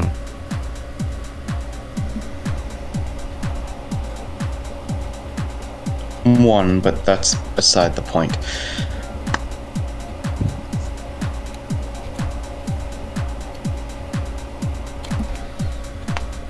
Alright. Only one way to try and find him, and that's gonna be to get out and ask.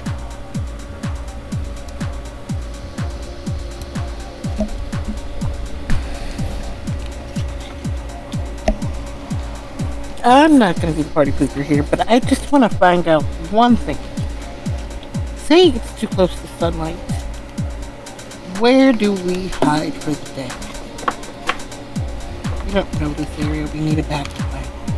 How long are we going to look for him before it's our own ass? How much time do we have until sunrise? 42 minutes. Oh, fuck. Unlikely that I have done any exploration up here, but would I happen to have any relatives in the area? Close enough to reach in 42 minutes? Yes. If you save yourself 20 of those minutes, there is a Pudinesque area of influence. Just far enough north to be a little dangerous, but close enough that you can reach it fairly easily. Excellent. So I know it doesn't leave us a whole lot of time to search, but we do have a family area in the little bit rougher area up here, about 20 minutes away, that we could get to. They might be willing to lend me a room for the day. So we're only going to spend half an hour looking for Max. Well, if it takes us longer than a half an hour to find Max, he's already too far gone anyway, so that sounds fair to me.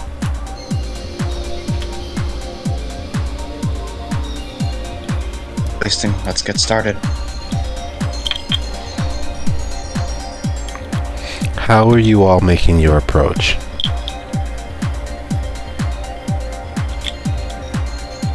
With style. Joking aside, do you mind just describing, like, this is basically like a penthouse, you said, right? So there should be like a bottom floor where there's like a receptionist. It is a 22-story tall tower. The front, where it says Reynolds Condominiums, is easily 2 stories from floor to ceiling. The front edifice facing the lake is all dark mirrored glass. Between each of the major points of the front crenellation of the building, there are these huge, roughly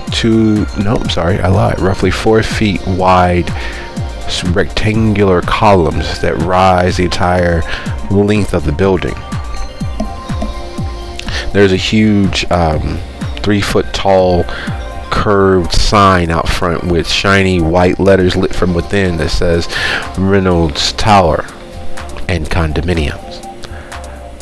The first floor, you would not be completely off base if you believed that it was more along the lines of a corporate tower or had been planned to do so.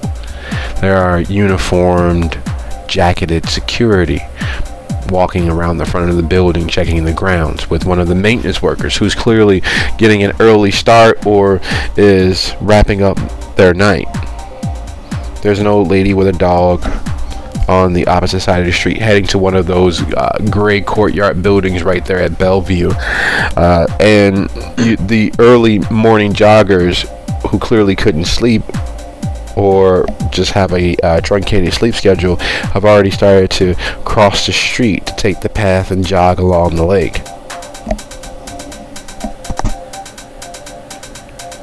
With that in mind, Aaron has one of 2 plans. Go in and find a receptionist and ask where these people live, and hopefully they'll have taken Max there. Or 2, if there is no receptionist, knock on the nearest door, ask them where these people live. In both cases, Aaron will absolutely be utilizing awe to sway the person's opinion when he speaks to them.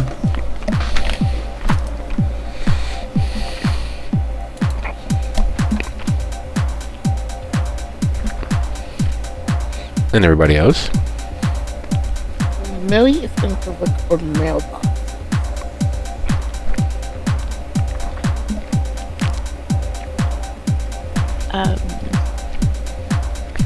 I will probably, stick with Erin. If nothing else, she can, use the weight of her name, hopefully.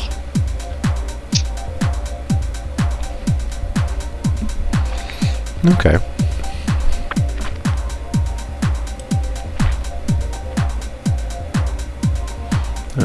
Bear with me one quick second. I just want to check one little notation here as you all set out to get to work, stepping out of the all too expected fine luxury car that is the Batmobile for Aaron and Raiden.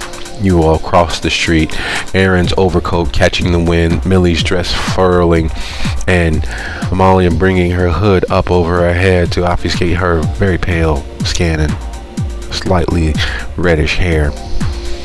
Raiden pulling up the rear like every good muscle and body man.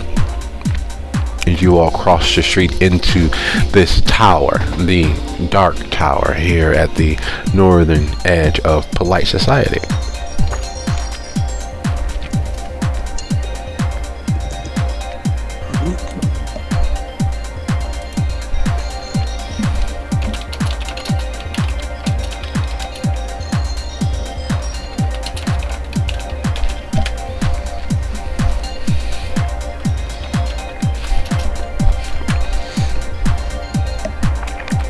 You can only imagine what sort of image you all cut. It is very clearly a cool gang of individuals getting ready to have a sky-high shootout, falling through the ceiling into their prey's apartment, twirling and shooting, throwing knives, leaping over things, doing strange and wonderful acrobatics simply because to dodge bullets and knives and kicks and punches. It is clearly that sort of party based on how you all cross the street.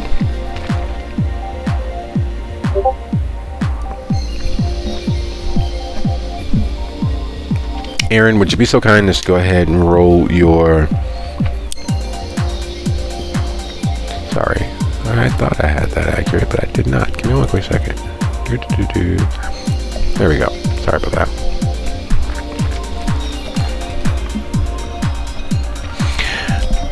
As you're trying to question the security guards who are answering phones and checking texts, and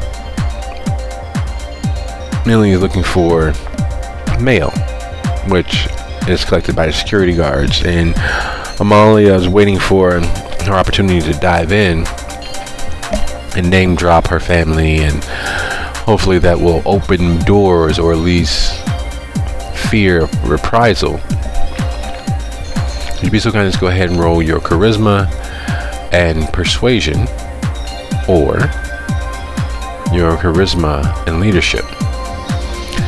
Millie, would you be so kind as to roll your wits plus etiquette, or your wits plus awareness? And Amalia, would you be so kind as to go ahead and roll either your charisma or manipulation and leadership? We're looking for a total outcome of your successes, not individually. And while that is happening, what feels like miles and miles and miles into the stratosphere, the elevator finally stops. And instead of backing out of the elevator into whatever space it opens into, they exit the car, and just like children who oftentimes bicker over the same favorite toy, they open both doors in the back seat.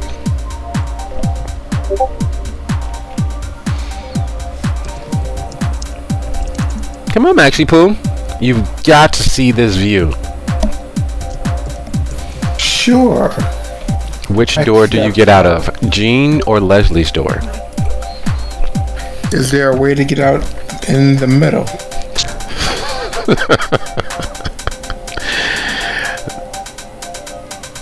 If they use a shotgun, yeah.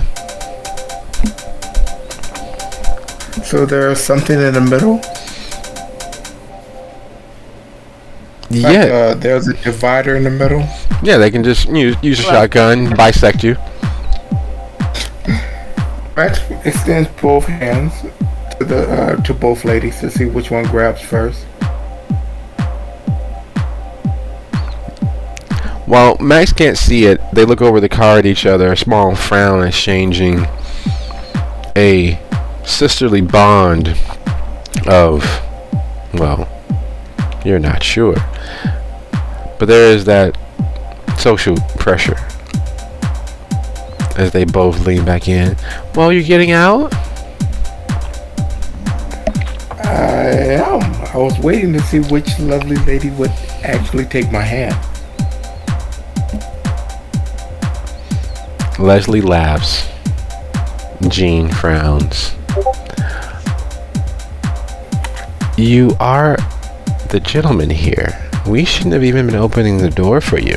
But if they didn't have child safety locks, we wouldn't have. Come on, Max. Come on, Max. Come on, Max. Jean says. Max opens up his. I guess it's time for him to start.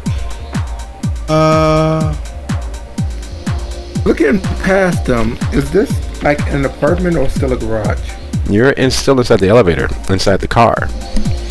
You have to get out. Crap. Alright. Max looks at the older of the two. Which one is that? One that she was not, the one that indicated she was not a cop.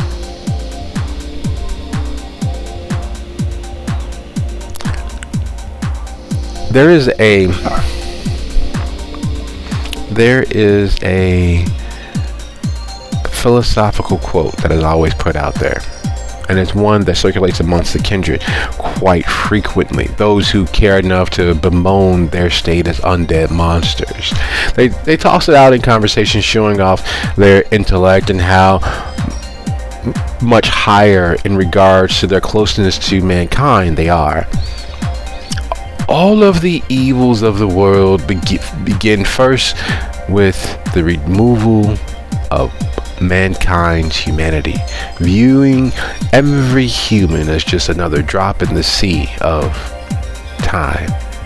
And many will espouse and go on, and there have been whole rant sessions where one poseur or artiste or the like have waxed philosophical about that idea, that the moment that you see your fellow man as anything but individual, you've already slipped down that slope towards just accepting the beast. Some of the counterpoints to that are you are what you eat, which makes the beast stronger, which means humanity is not the ideal that kindred should aspire to. They should aspire to being at peace, balanced, man, beast, spirit, but nothing living, because they have never, since their death, been alive. Their facsimile of existence separates them from mankind, and reducing Jean and Leslie to nothing more than meals, because that's what they were for him. Finely invented moments.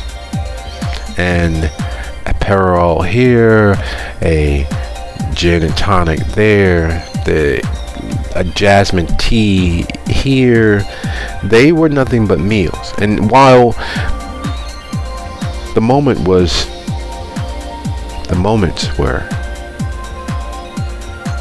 enjoyable, they blend together. There have been so many pretty faces and bodies and smiles and eyes, and in Max's life, it's one of the reasons why he struggles with his art. Not that he doesn't envision things, but getting it out there, because he doesn't want to be too artistic, but he also doesn't want to be too commercial, because he needs it to sell. He needs to build his wealth. He needs to build his castle in the sky, surrounded by all of the luxury and security that he needs to make sure that he has all of immortality. And they were nothing to him. Yet, based on his present situation and the conversations in the car, he was a moment of everything for them.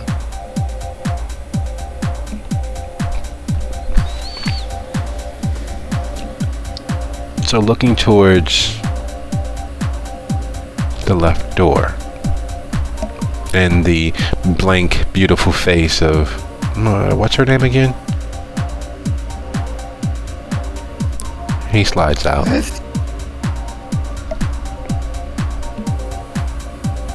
have a question.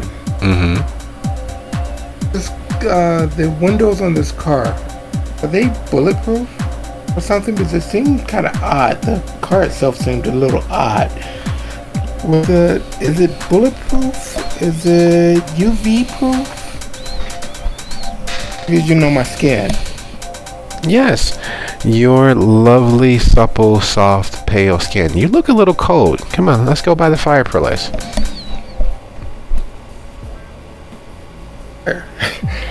Sure. Is there, out of storyteller, is there a way for him to gradually increase his presence, like his awe?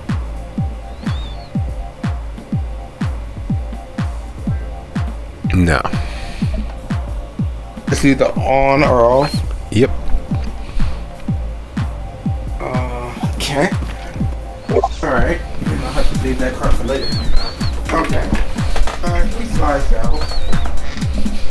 Both ladies' hands. I feel like I should be wearing a blindfold or something. Oh no. The surprise. There's no way you could find it until we show you. Oh yeah, no, Maxie Poo, says Leslie, a little bit of condescension in her voice. Partially because he did not in fact choose her. Partially because there's a point where love becomes hate. There's a point where all of those strong emotions felt become something else, and you hold on to the idea of that love, that lust, that adoration, but there's a bit of sourness to it, a bit of creeping poison slipping into all of that sweetness, turning it into a saccharine mess. And even though you guzzle it down by the gallonfuls, by the oil drumfuls, there's still that cloying depression and darkness underneath it. And that's where she is slipping, right before your eyes, like a magic trick. You'll never find it. Don't worry about it, Maxie Poo. We got you. Come by the fireplace. You do look extraordinarily cold. You didn't look, I don't know, maybe on the street the lights were off, but have you been sleeping? Of course he's been sleeping. Well, he was at the brewery. Oh yeah, that is right. Did you have too much to drink? We need you a little sober for what we have planned. But first, let's get you warmed up by the fireplace. Then we'll go out onto the veranda and you can see this beautiful sunrise. Max swallows very carefully. Sunrise, you say? Oh yes, this is, and they point to the wall of windows facing the lake. From any point in the living room, the dining room, any point out here, you get such great sun. You could see, well, one of the artists that we've tried to replace you with said you can see all the way to Canada if you look just right. I don't know how truthfully that was, but it is a great view. And if you like people watching, and Jean moves out onto the deck, opening the windows, the door as she does so, stepping out onto the infinity pool. If you like people watching, you can look right. They're already starting. And she points to a few of the whoever she's pointing at down there. You haven't exited out to see them. Next, these windows, are they do they block the sun well? Just as well as any other mirror, any other window. Okay. Do you have sunscreen?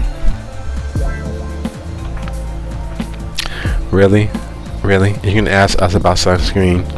I have my own sunscreen and skincare line. I'm not the face of it or anything, but you didn't listen to any of our conversations, did you, Maxie Pooh?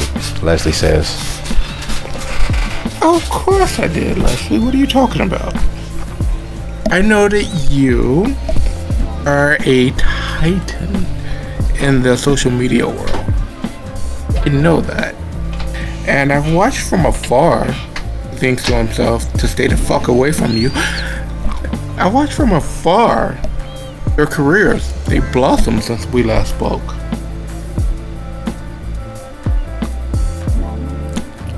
But just because you have a line doesn't mean that you're necessarily gonna keep any of it on hand. I've funded money in plenty of places and I don't keep any of it. That's a little disingenuous, she says, and as she's clearly ramping up to perhaps poke fun or otherwise score points against her sister and you at this point. Would you be so kind as to go ahead and roll for your attempt to sway them, either your manipulation and either persuasion or performance. Contested. And while that role is happening, there's a understood but often discounted reality to every aspect of life, and that is, together any force is stronger than individually. There are horses that are famous for their strength, moving literal multiples of tons, 12,000 pounds, moving them by itself, and they will always put their best foot forward. It's the reason why they're able to move such weight singularly. But you put them together and their maximum weight, instead of simply doubling, it exceeds that double because they compete with each other to do their best. They stoke the fires of their train, of their team, to do their best and are able to move impossible amounts of weight. They were the first trains, the first idea for just monstrous amounts of effort and successes.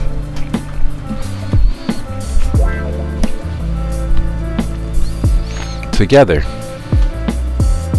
the three-pronged attack on their social being, the taking in the details, the searching for clues and factors, you all realize that not only is this the place for Jean and Leslie,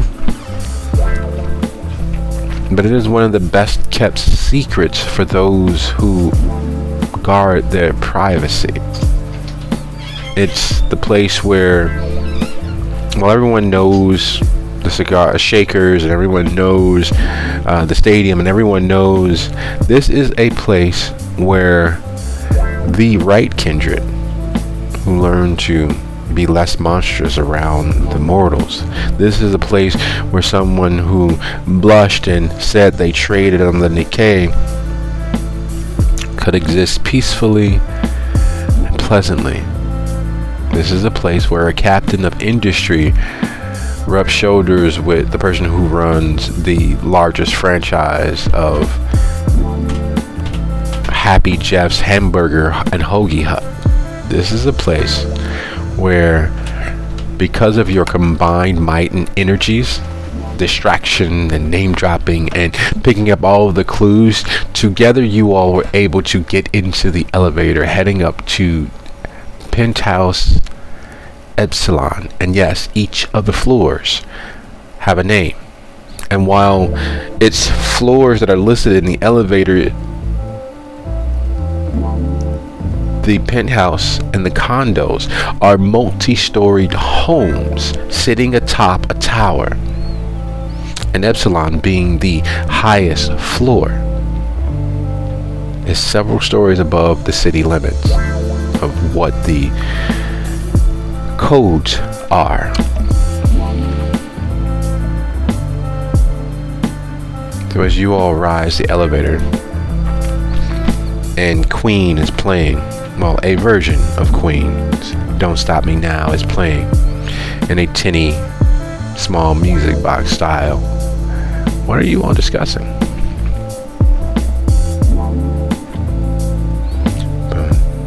Okay, well, That was a lot easier than I thought it would be. true, Indeed. true. We got this far though, but you know she probably got guns being the cop. Which is why we are not going to provoke them. We are going to talk to them calmly and politely, just as we did with the people downstairs. And then we are leaving with Max.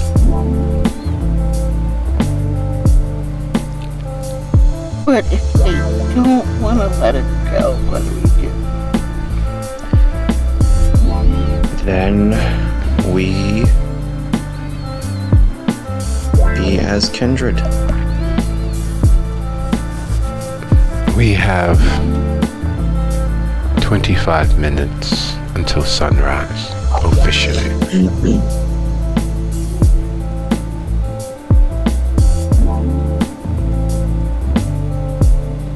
The countdown is appreciated. Thank you, Raiden. Are you suggesting a blitz? I'm suggesting we make it quick. We cannot kill them, but that doesn't mean we can't put them in a daze or so. I'm sure we all have some capacity to manipulate mortal minds. I'm good at hiding.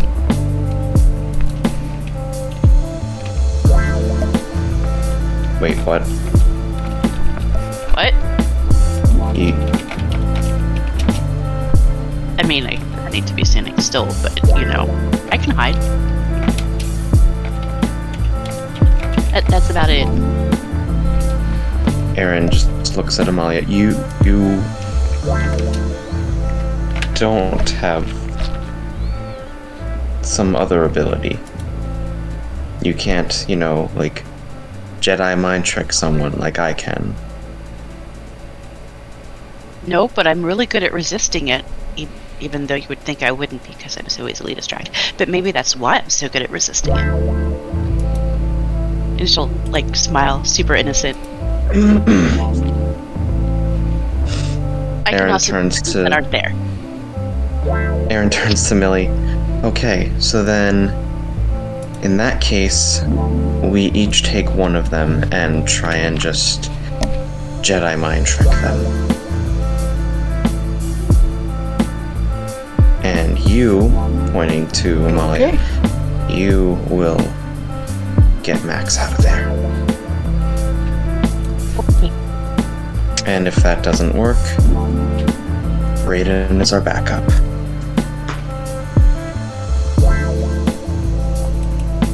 Raiden is very efficient at being backup. And driving. Oh, with the accident, can you teach me how to drive? Like, I can get from point A to point B, but not very well.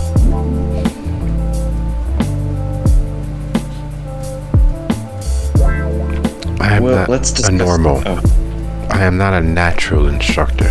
Believe I may be too abrasive. You haven't met my family.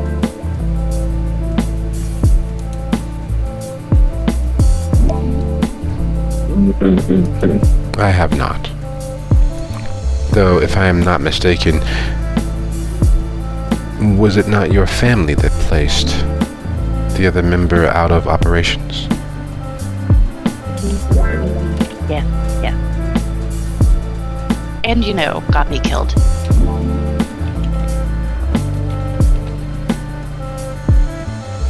I'm sorry to hear that.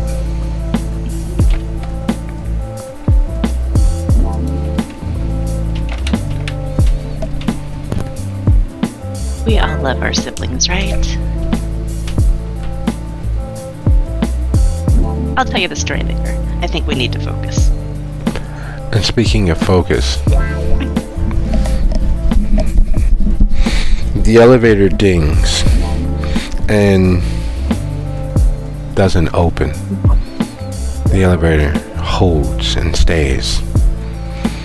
And Raiden doesn't sigh, doesn't do any outward manifestation of annoyance, but there's a change in his seeming. He looks around the well-appointed elevator, the luxury, clear, the wood panel, actual, factual wood, not just the veneer painted over or stuck to the metal walls. He looks up at the corrugated copper grating above your head through which the light is shining.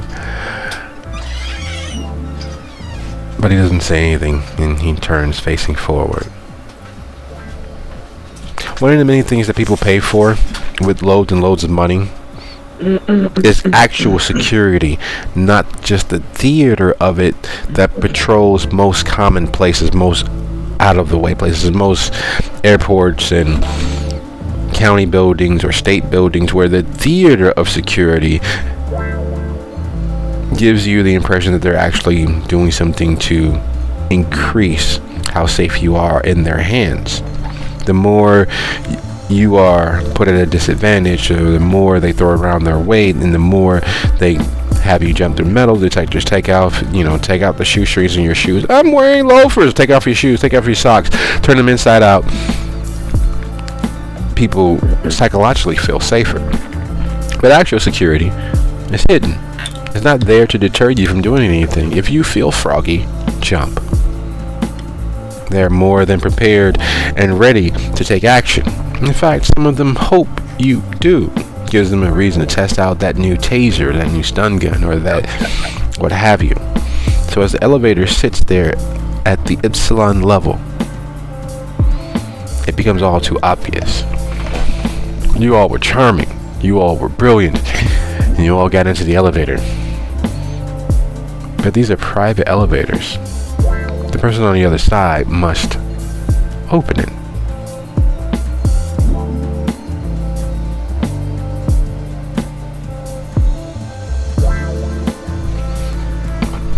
And speaking of the other side of the elevator,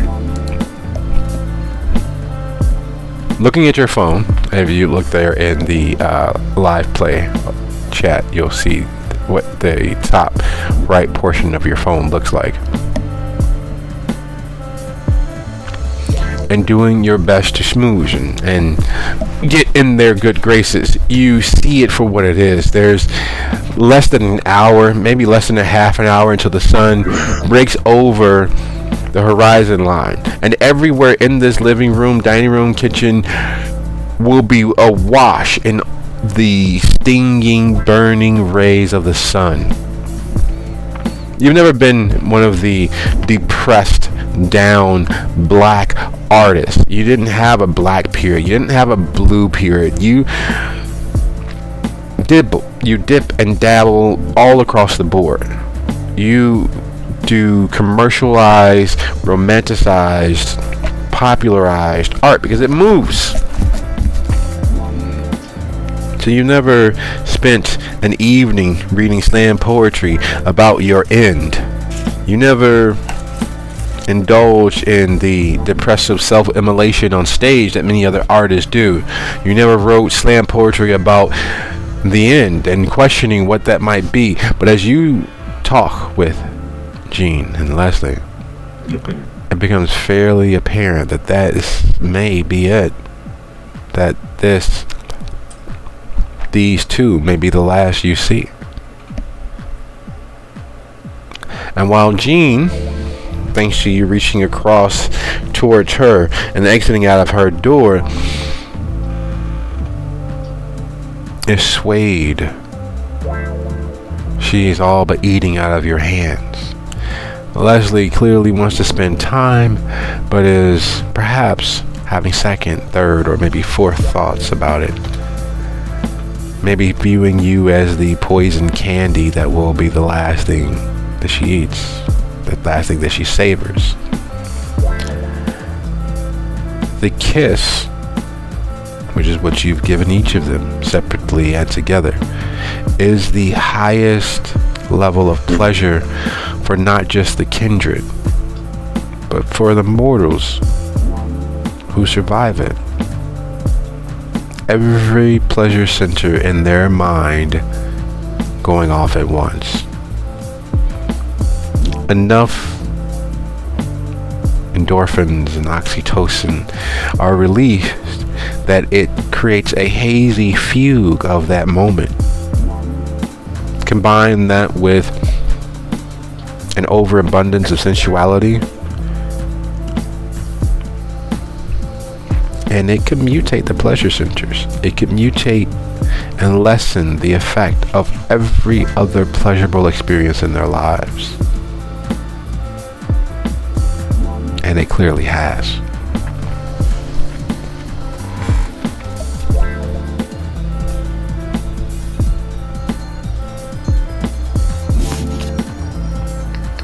Okay.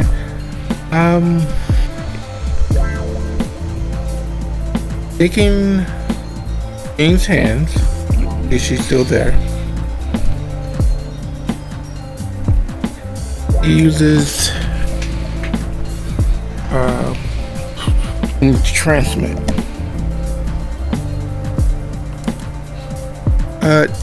Jane, my dear, I really must ask.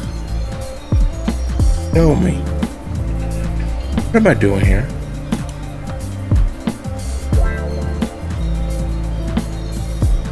As he's slowly leaning towards her neck. When you go ahead and make your rouse check, and then roll your charisma and presence.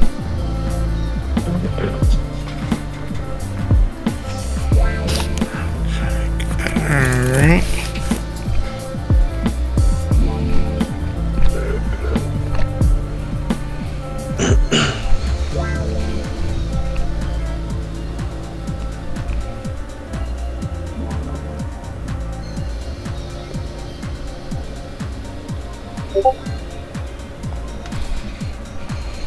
Okay, and charisma and present.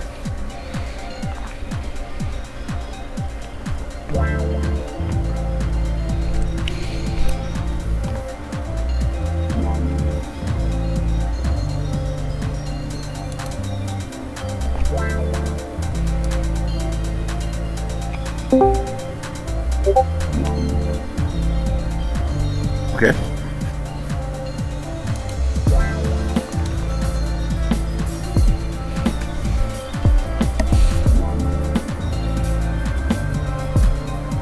Both success.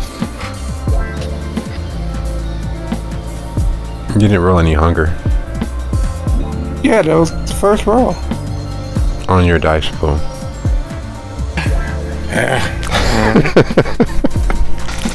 Knew it was something.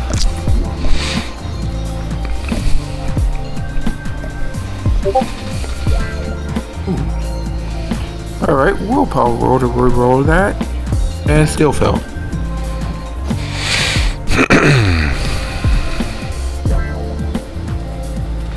As you look into her warm brown eyes and hold her all too warm hands as you all stand in the threshold of the doorway between the living space, the kitchen space, and her sister Leslie having already stepped back out onto the balcony trying to get you all to come out there and watch the view. Come look, it is beautiful. In other words, wanting to be invited in, wanting to be pulled in, wanting to have that last moment. Jean begins crying. Nothing huge or big or drawn out, but there's a part of her that wants this so badly that nothing can live up to the expectation. Nothing can live up to the feeling and feelings she's had when you fed on her. And as your cold, dead hands hold hers, she's not an unintelligent woman. She's not an unobservant woman. And there are too many things yelling wrong in this moment. There's too many things that are almost impossible to ignore. While Leslie is across the space, Jean is literally looking at you as she's saying goodbye to a loved one that she would gladly and willingly leap into the grave with. There is an understanding falling across her eyes as you tap into that monstrous strength of your beast. And then the most annoying and the lights blink and dim echoes through the space.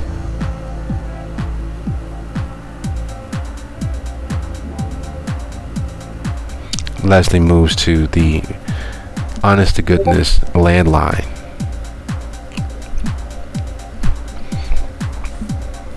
And picks it up and listens. Oh, of course. Send them up. Alright. Everybody out to the deck. Come on. Everybody move to the deck. And she all but bodily drags her sister and you out to the deck. Alright, so Genie Bear, looks like we may have to do a little work tonight. But if I'm wrong, it will be fine. I promise. We won't. It will be fine. Max, don't worry. Relax. I'll take care of any of the heavy lifting. Now I need you all to sit down and act casual.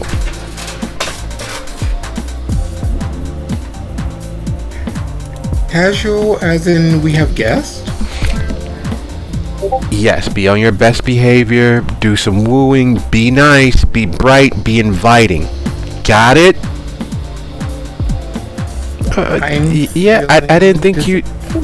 I didn't think you worked tonight. It's maybe not, but you know, word spreads, and well, my job is never over, so maybe it. And with that, she racks around into the breach, stashes the shotgun near enough at hand to where she's clearly going to be sitting. She raises her dress and adjusts her garter with her Derringer size mini 45. Max takes this moment to run his hand gently down her leg. See if she gets a reaction. She laughs and slaps her wrist. There'll be more than enough time for that later. Everyone be easy. I got this. And she moves back into the apartment.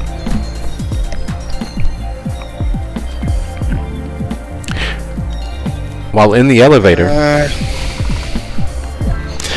everyone has a certain fear of tight spaces. Even the dead don't like the idea of being in a coffin with multiple friends, family, and associates. It's a horrible way to go. And while you all may walk out of a crash if the elevator is locked and just sent screaming down to the depths of the building, it would not be comfortable in the least. It's hard to push those thoughts out of your head when the doors won't open.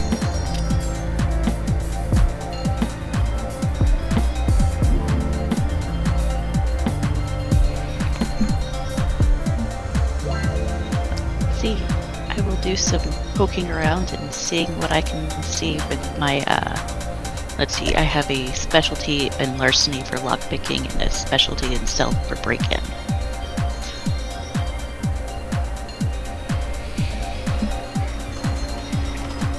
And I can add a dot to that because I got security analysis. There is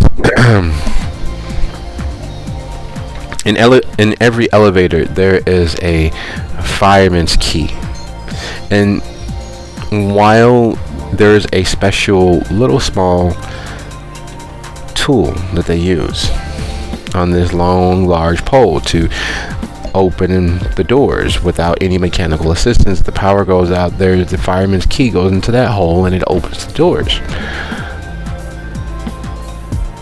But just because you don't have a fireman's key doesn't mean you can't utilize that safety mechanism to open the doors. And as you all begin working at that and concocting the idea how to get there and maneuver what's inside, whether the lock picks are strong enough for that, the doors open. And Leslie standing there, a bright, welcoming smile. Well, I didn't know we were gonna have guests. Welcome to our humble abode. Can I get you all some wine or a drink of any sort? We do have a full bar. My other partners are out on the deck. Follow me. And she turns on her heels and begins moving toward the deck.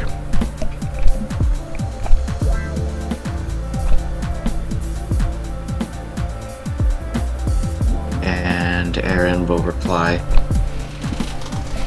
or Aaron will follow. He will still have his awe up as well. Dueling awes. Yes. Billy looks back at Raiden like, so I'm pretty sure we just walked into a trap. Most assuredly. And she seems prepared, or at least willing. We may have to. And he doesn't say anything else, but he steps off, holding the door for you.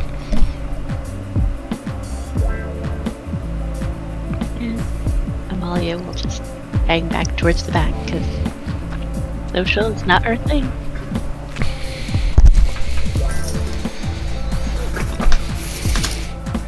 As Kindred, even when it is not visible, there is an existential dread that crawls through your soul with the idea that the sun will catch you anywhere and everywhere except for safely away from all of its potential rays. Stepping out of the elevator and looking towards your left, there is a wall of windows that takes the entire eastern side of that space and turns it into effectively a magnifying glass, and you all are the ants. Floor to ceiling, crystal clear and carefully maintained, constantly cleaned windows.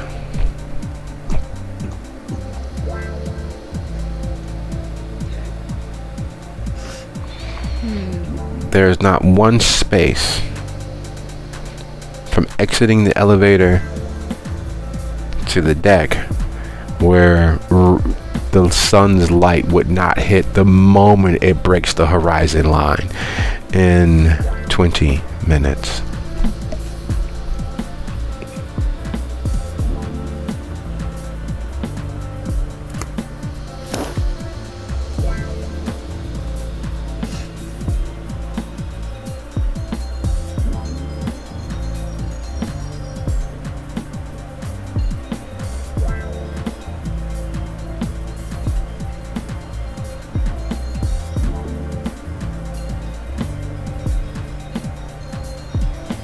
As you all walk through the apartment, Leslie, normally we don't do business this early or this late, depending on where you are, but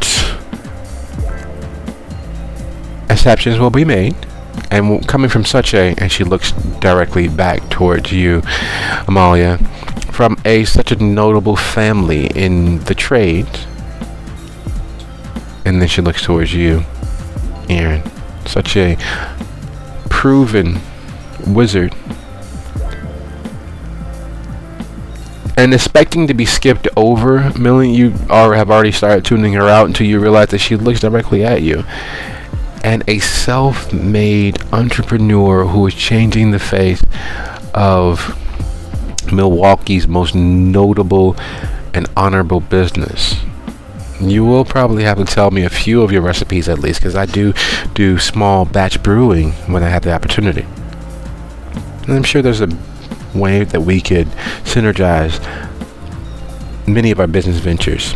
I maybe could throw a party for you. I have quite a long list of contacts and friends and associates that would love to rub shoulders and network.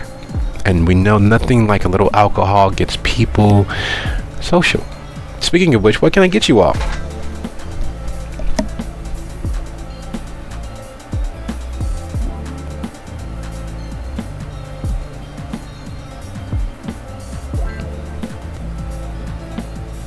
This feels like a whiskey moment. Or maybe a scotch. Well, we do have both. Do you like Appleton, or is there a particular scotch you really enjoy?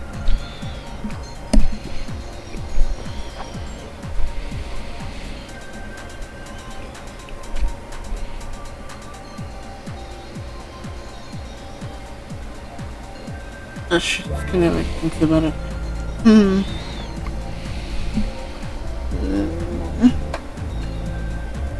Something aged about maybe 10 years. Oh, Smoky. I've got just the thing for you. And everyone else? I think I'm in the mood for a Merlot if you have one. Oh, no. We will not be drinking a fucking Merlot. I've got a lovely Bordeaux and an absolutely to die for Cabernet. Not Sauvignon. We don't do any of the bottom barrel. I have just a thing if you want that tip of the tongue brilliance that was supposed to be the Merlot before everyone ruined it with all of these micro batches. But then the lack of clarity, I have just a thing. It will hit the perfect notes for you. I assure you. Oh, by all means, I'm curious now.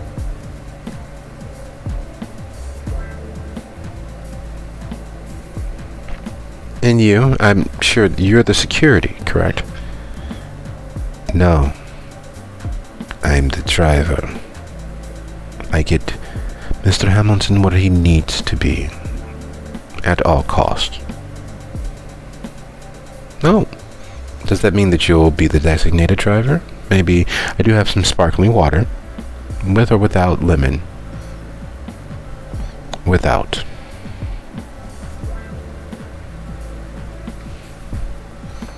And you? Do you have coffee? Will Cafe Luec be okay?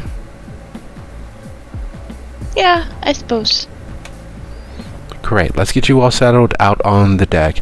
I was entertaining a bit, but the more the merrier. We can discuss in all due security and safety what we need to discuss. They're superb individuals. And as you all walk out of that bright, brilliant glass onto the deck, watching the lake roil and rage against itself, attempting to hold on to the night seconds longer, Max is sitting with Jean, who looks as if she's been crying or maybe got punched or slapped in the eyes. They're a little red, but she smiles brightly all the same. Oh, Leslie, your guest? Not my guest. Our guest, actually. We have Mr. Hamilton. He's one of the bankers that I occasionally do business with. Not him directly, but he's of that sort. Oh, okay. And this is Miss LaRue Black. And this, she points to Amalia, is Miss Amalia Milliner. And Jean, even though she's a captain of industry, hearing the Milliner name has a look flash across her face. You're not sure whether it is horror, respect, honor. It is something immediate and instinctual, and it's just quickly gone. And this is the driver. Oh, he doesn't get a name? No, I don't think he would tell us if we asked. He's the strong silent type. Water and lemon. No lemon. No lemon.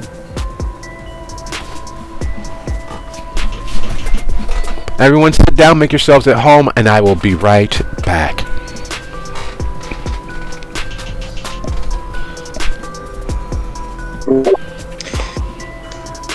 Max, I had no idea you had such fine friends. Max's eyes is like, oh, thank God, it came in. Oh yes, these are the beauties of my past.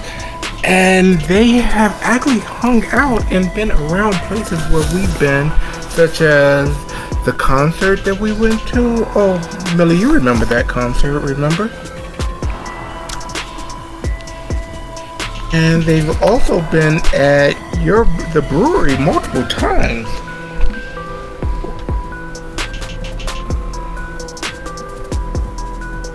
Even that weird night when everybody was acting weird, I believe they may have been there too. His eyes are slightly larger than they should be. Oh yeah, they've been promising me that they haven't been watching me, but they've been in every place that we've been. Max is literally jumping at shadows. We have similar tastes, and we love your brewery, Miss LaRue Black. And as far as Baby Chorus, the first time the Baby Chorus has played in Milwaukee in 30 years, oh my God. It's the only biggest ticket ever. You know when the last time there's been a night concert at the stadium? Who wouldn't risk it all for that? I was so tired at work the next morning. I'm sure you all were much the same. Absolutely. But it's so funny, we all travel in the same circles as Max here. Did he tell you about the whole, a week ago, 2 weeks ago, me and Leslie, we were able to get away from work and we went to see a show at the Chicago Theater in Chicago, like right on State Street. Did you know that across the street from the theater, they actually broadcast the news? Like their video of the street is actually real. You could watch them do the broadcast and put it on the production. It was a double show for the price of none. We got the tickets as a gift, and Max happened to be there as well. He gets around quite a lot of places. I'm surprised that more people don't run into him. Speaking of running into him, there will be fair recompense for my vehicle that was wrecked this evening. Oh, of course. I'm sure our insurance companies will work that out. We're sorry to have fled the scene, but it's probably better if the insurances work that out later without us being there. Because I don't know about you, but I don't want to assume, but it definitely looked like you were swerving a little bit. Maybe you had too much to drink? I think you'll find that's not the case. Well, no fault, of course. No fault on your part. Max can be quite distracting when you're in the car. Speaking of in the car, I do wonder if I could borrow him for a minute. We had a bit of business that we were attending to regarding books of occult nature. Occult? You understand? Yeah. She rests her hand on his forearm. Occult? Like Ouija board? No, folklore. Share with the class. It's for a new piece of work that I'm working. It's for a piece that I'm working on. Don't worry about it. Oh, I see. Pass your hand. He didn't mention my field of study is in the humanities, specifically folklore, the occult. Share with the class. It's fine. I'm sure we can all be friends. And Leslie's back in the door. That's difficult because the book that he was looking for is not with him. Without me to authenticate it, who knows? There could be anything. Well, let's do this. Let's have a couple of drinks. Oh, I see Leslie has already returned. And let's have a couple of drinks and have a couple of conversations. Watch the sunrise. And what you all do with the rest of your day, I'm sure Max will choose the right thing. And she pats his forearm. Not too much ownership placed there, but it's definitely as the saying goes, marking her territory.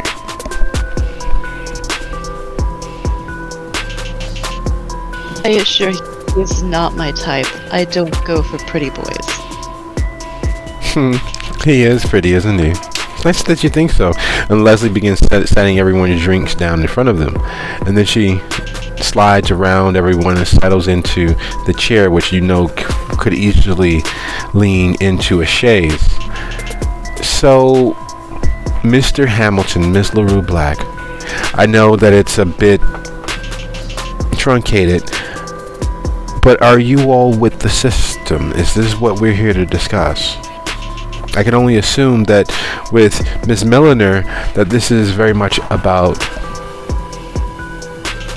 the system's dealings here in Milwaukee, especially the sudden, well, overabundance of stock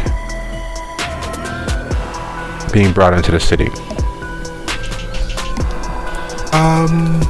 I don't know about this, but I think perhaps we need to table this for a different time. What do you guys think, Aaron? Mel? Should we table this? Because this seems like something that A, I'm not really interested in, and B, I really want to get my book. Not to say that I'm the only thing that matters here, but I really kind of want to beat this up to how things could be. He said, yes, unfortunately, we do have some prior arrangements that we have to deal with. We were really stopping by just to say hi and hand off our business cards, and Aaron will pull out one of his own business cards and hands it to the both of them. Max and I really need to get going now, but it was a pleasure meeting you two. I don't think that that's a good idea. We need to have some bona fides before parting ways. And Max was a personal guest. He doesn't know about the system. As I said, you can speak freely in front of Max. And if he's an associate of yours, I assume you've kept the same level of security in dealing with these matters.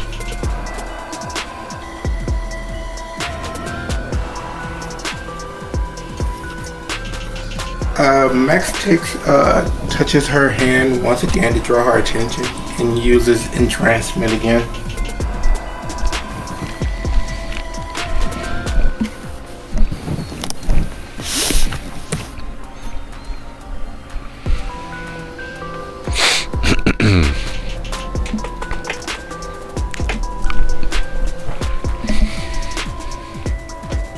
What is he attempting to say? How far back does cloud memory work? It varies based on the person.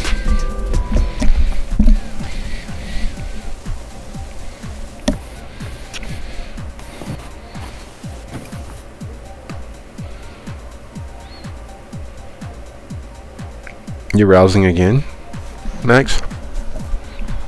But to use entrancement. Okay. Rousing the. I'm just trying to remember what the dice pool was for it.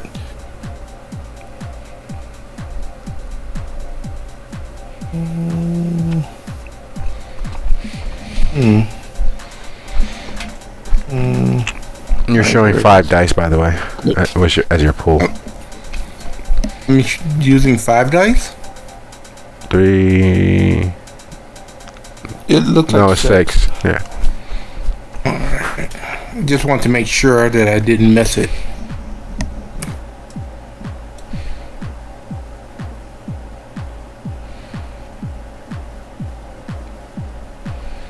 This, the system thing she keeps mentioning, is that familiar to Millie?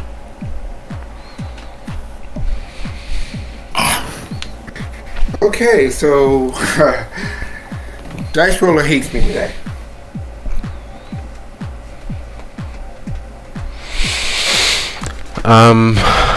There are a lot of things that... I'm sorry? That is an excellent question. There are a lot of things that it could refer to. None of them sound even remotely above board or legal. and the secrecy surrounding it clearly points towards the illegal, without a shadow of a doubt. As kindred, the first thing that pops into mind is the circulatory system. But it's doubtful that a decorated undercover police officer who brings down conspiracies and the like would be involved with such, unless, well, several unlesses.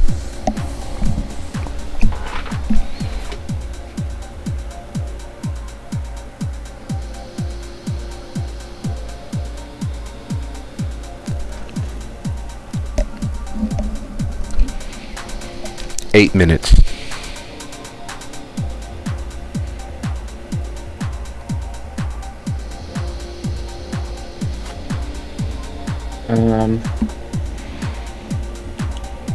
Aaron, question. What would Aaron know about using presence from multiple kindred on one target? How that would affect them? It could short them out temporarily, so struck and stunned that they are in fact stunned, and sometimes up to and including catatonia.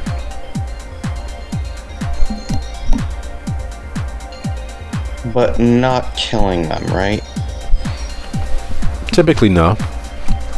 Weak hearts and such notwithstanding. Alright, fuck it. Aaron's desperate. He's gonna throw up entrancement as well.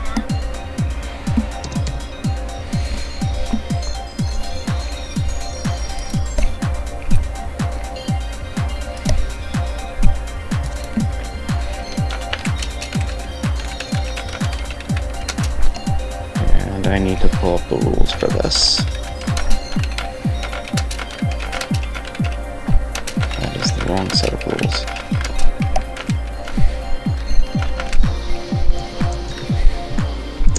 So rousing.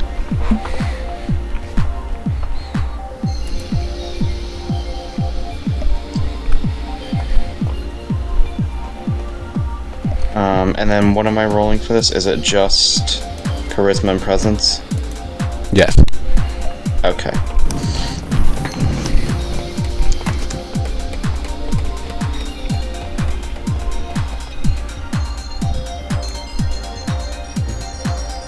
And do I have a difficulty, or is it just roll as high as possible? Roll as high as you can. You can do it! Okay, which one is your target?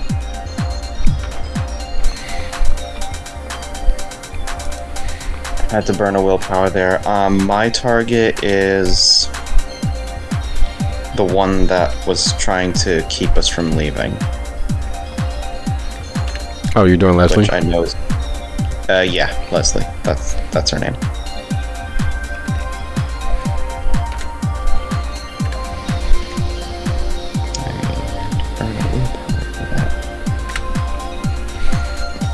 Okay, so I can't help him by trying to persuade her because she needs to focus on him, I'm guessing, right? Yes. You can throw chaos in there, see if it helps.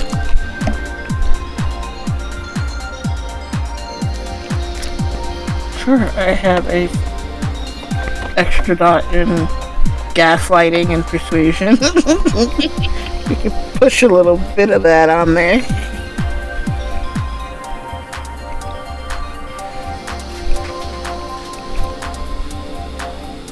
I understand that you want to talk about this. And it's just going to take more time than we have this morning. We really have to be going. We just came to grab Max and take him home with us. It was really lovely meeting you both. And she's just pushing that gaslighting in there. Fire away. Leslie's roll is already up. Is it too late for me to try and rouse the blood to increase charisma? It unfortunately is.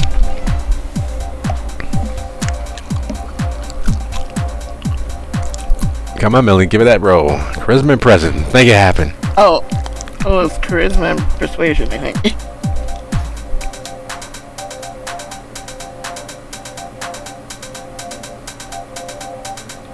You're not using entrancement. Like everybody else. You're going your own way. Good job. Make it happen. Right. The battle of the presence against a undercover police officer. Yeah, this won't ever Right? turn out into a shootout, swinging from fire hoses, crashing into towers, and saying yippee-ki-yay into walkie-talkies. It'll be perfectly fine.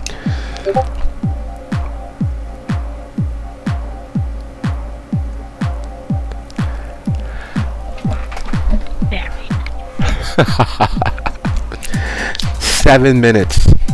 And the conversation is winding up, and it is clear that something is afoot that you all probably should have an idea about, but maybe don't. The doubt sets in, and you're not the only one experiencing or feeling that doubt. It merely adds the oomph, the push.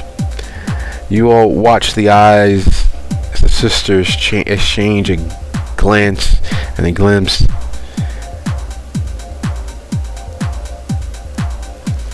And almost in unison, falling back to a childhood mnemonic device for safety and security, they nod towards each other. Like, we don't like the idea. And as hardened as they are, it is easy to see that they are losing something precious. We had the surprise for your friend Max, and it's clear that you're not here for Leslie's job. And while we don't like the idea of it, we really don't. How about you all stay here tonight? If you guys came all this way and put up all of this effort to take Max from us again, for Max, fine, stay. We'll share. We'll make it work, Max. And then she leans forward, resting her hand on Max's forearm. Don't you understand? All of your beautiful friends,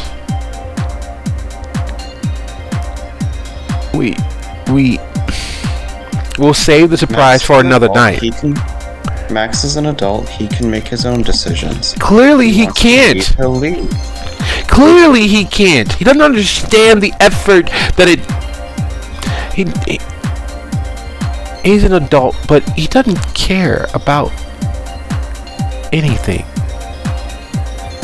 And we know that underneath all of that, there's something worth. Look, Max, you may never love us or even find it in your heart to express any care for us, and we're okay with that.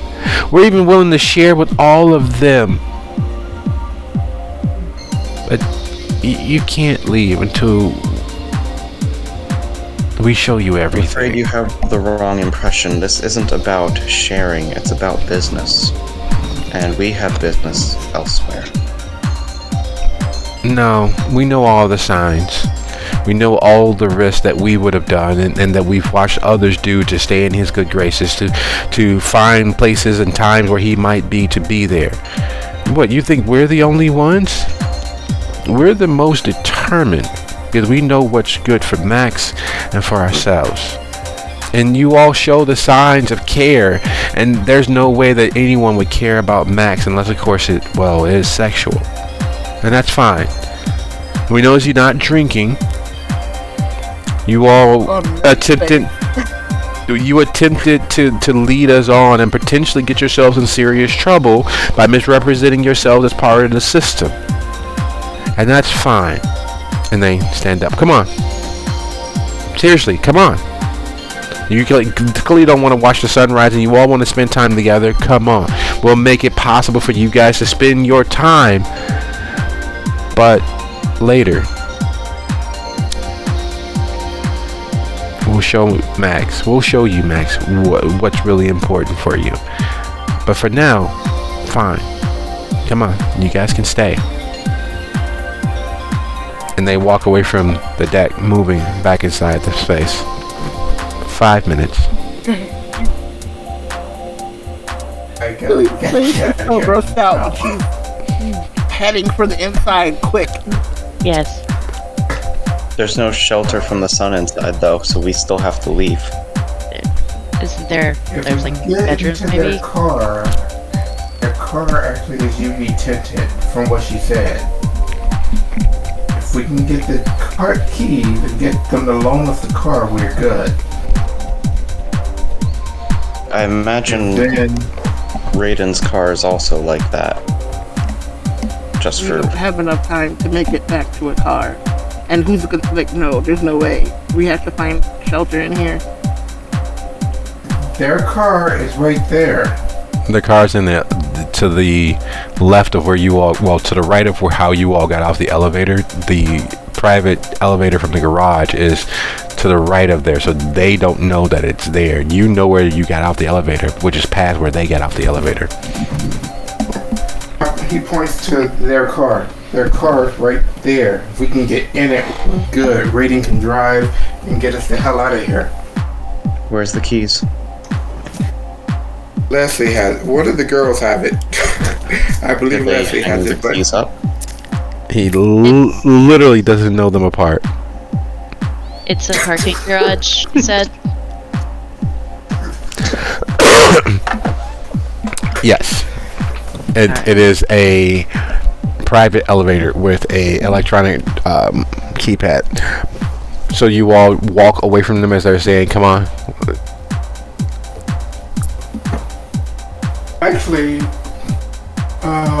back me up on this, Aaron, okay? Mm-hmm. He walks over and puts his arms around both ladies. Look, I know I've been a bastard, okay?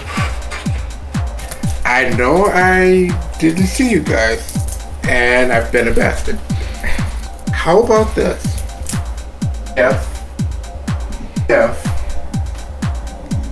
you allow us to go handle our business, but because we're so far out, I'm gonna have to have a favor. But if you allow me to go handle my business, me and you, the three of us will go somewhere, and we will spend some time, and we will rekindle our relationship. What do you think? And he puts on off just to make sure. All right. In that case, go ahead and roll manipulation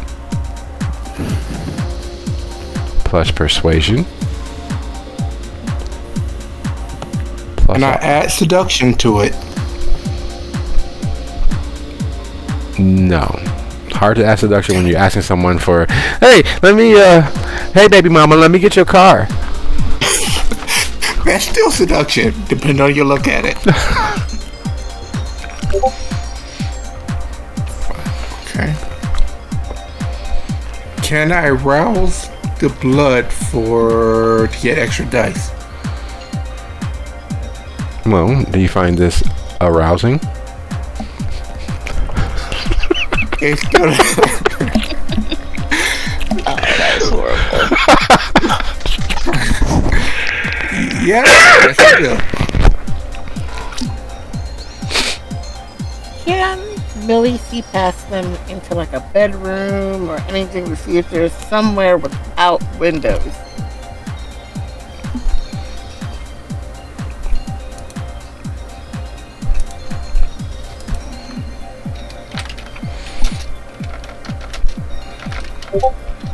Well, and here's the thing.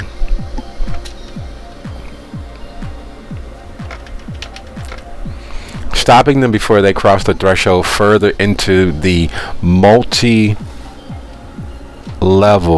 home that is Epsilon, almost impossible to tell.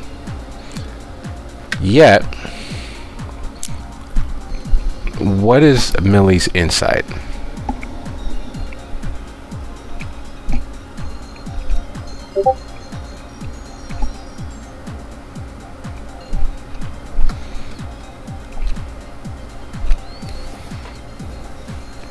I got 2 dots in insight. That's a little low.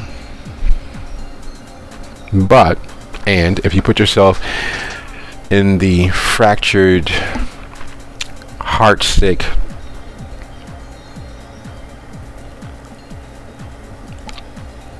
mentality of the two sisters, who've clearly stalked you enough places, what do you think they might be leading you towards?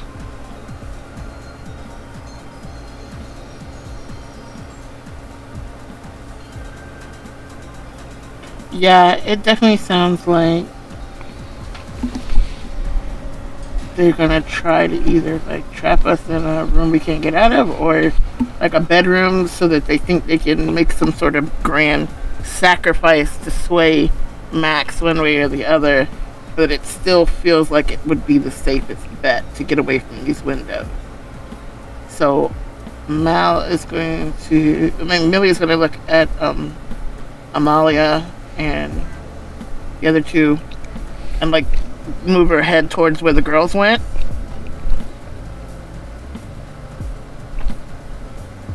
Best bet. So as they're stopped from moving further into the apartment to the north side of this level,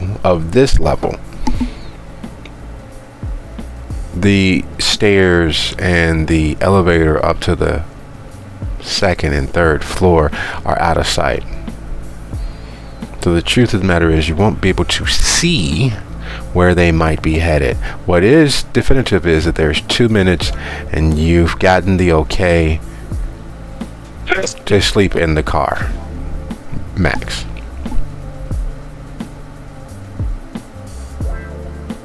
Okay. So, gotten the okay to sleep in a car, or gotten the okay to borrow the car to get out of there? You've gotten the okay to sleep in the car.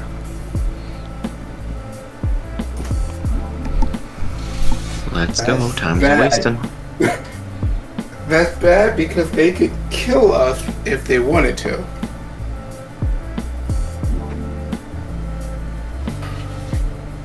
Alright, alright. We can get in the car and sleep, but you won't check on us though, right? You will leave while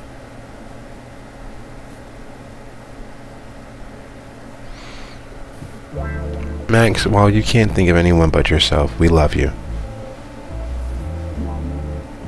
If you want to sleep in the car, you can sleep in the car. It's fine. We've fallen for the wrong man again. It's understandable. But whatever kink you and your friends want to have, we told you we were okay with sharing. But there's a limit to how much we're willing to share. Everyone does. Now, you can take that chance and see what our limits are and push us past them if you like. That is, we love you. We get it. We do. The car's over there.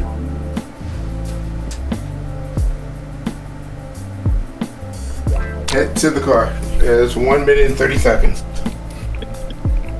And Aaron is hot on his heels. Motioning for everyone else to come follow them. And along the way, he'll instruct Raiden to stand guard. Of course.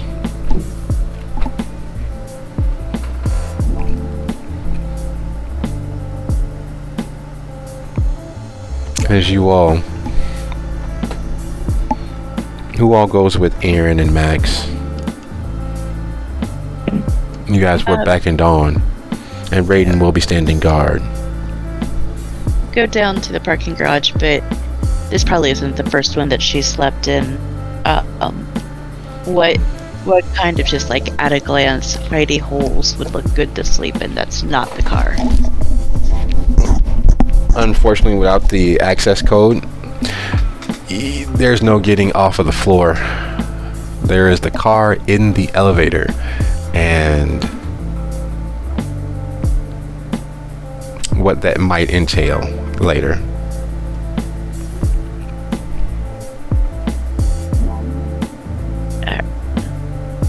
Fine.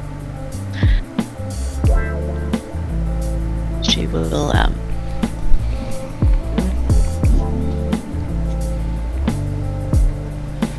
yeah, she'll get in the car. With the car being unlocked, Millie looks for a trunk latch, pops the trunk and gets inside. So as the brewers, the Milwaukee Coterie, climb into the armored, modified sedan, the sisters spend a moment embracing each other, same way they did as kids, offering each other solace and succor through heartbreaks and letdowns. And they know that it will, at the end of the day, it will always be just them. They move north through the apartment towards the stairs, towards the grand bedroom that they've built, a bedroom that's large enough for 10, a dungeon in the sky to indulge in all of their and their friends and associates' proclivities, a place where one could sleep in because there's no light that would reach it. They closed the door, each of them reaching for their phones and calling in to work, asking for time off. And they crawl into bed and hug each other until they drift off. Their surprise, their planning, their expressions of joy and love tossed aside like yesterday's wretched garbage. There's a point when love becomes something else. Usually well before it becomes its antithesis, there is a moment, a week, a day, a year, a decade of madness, where nothing is too far, no expression of joy or consideration is too much, even as it's driving the other person away. They are comfortably well past the middle of the madness and slipping into the antithesis of what love actually is. And on that note, it's been a lovely session. Good night, everybody. Good night, everyone. Good night.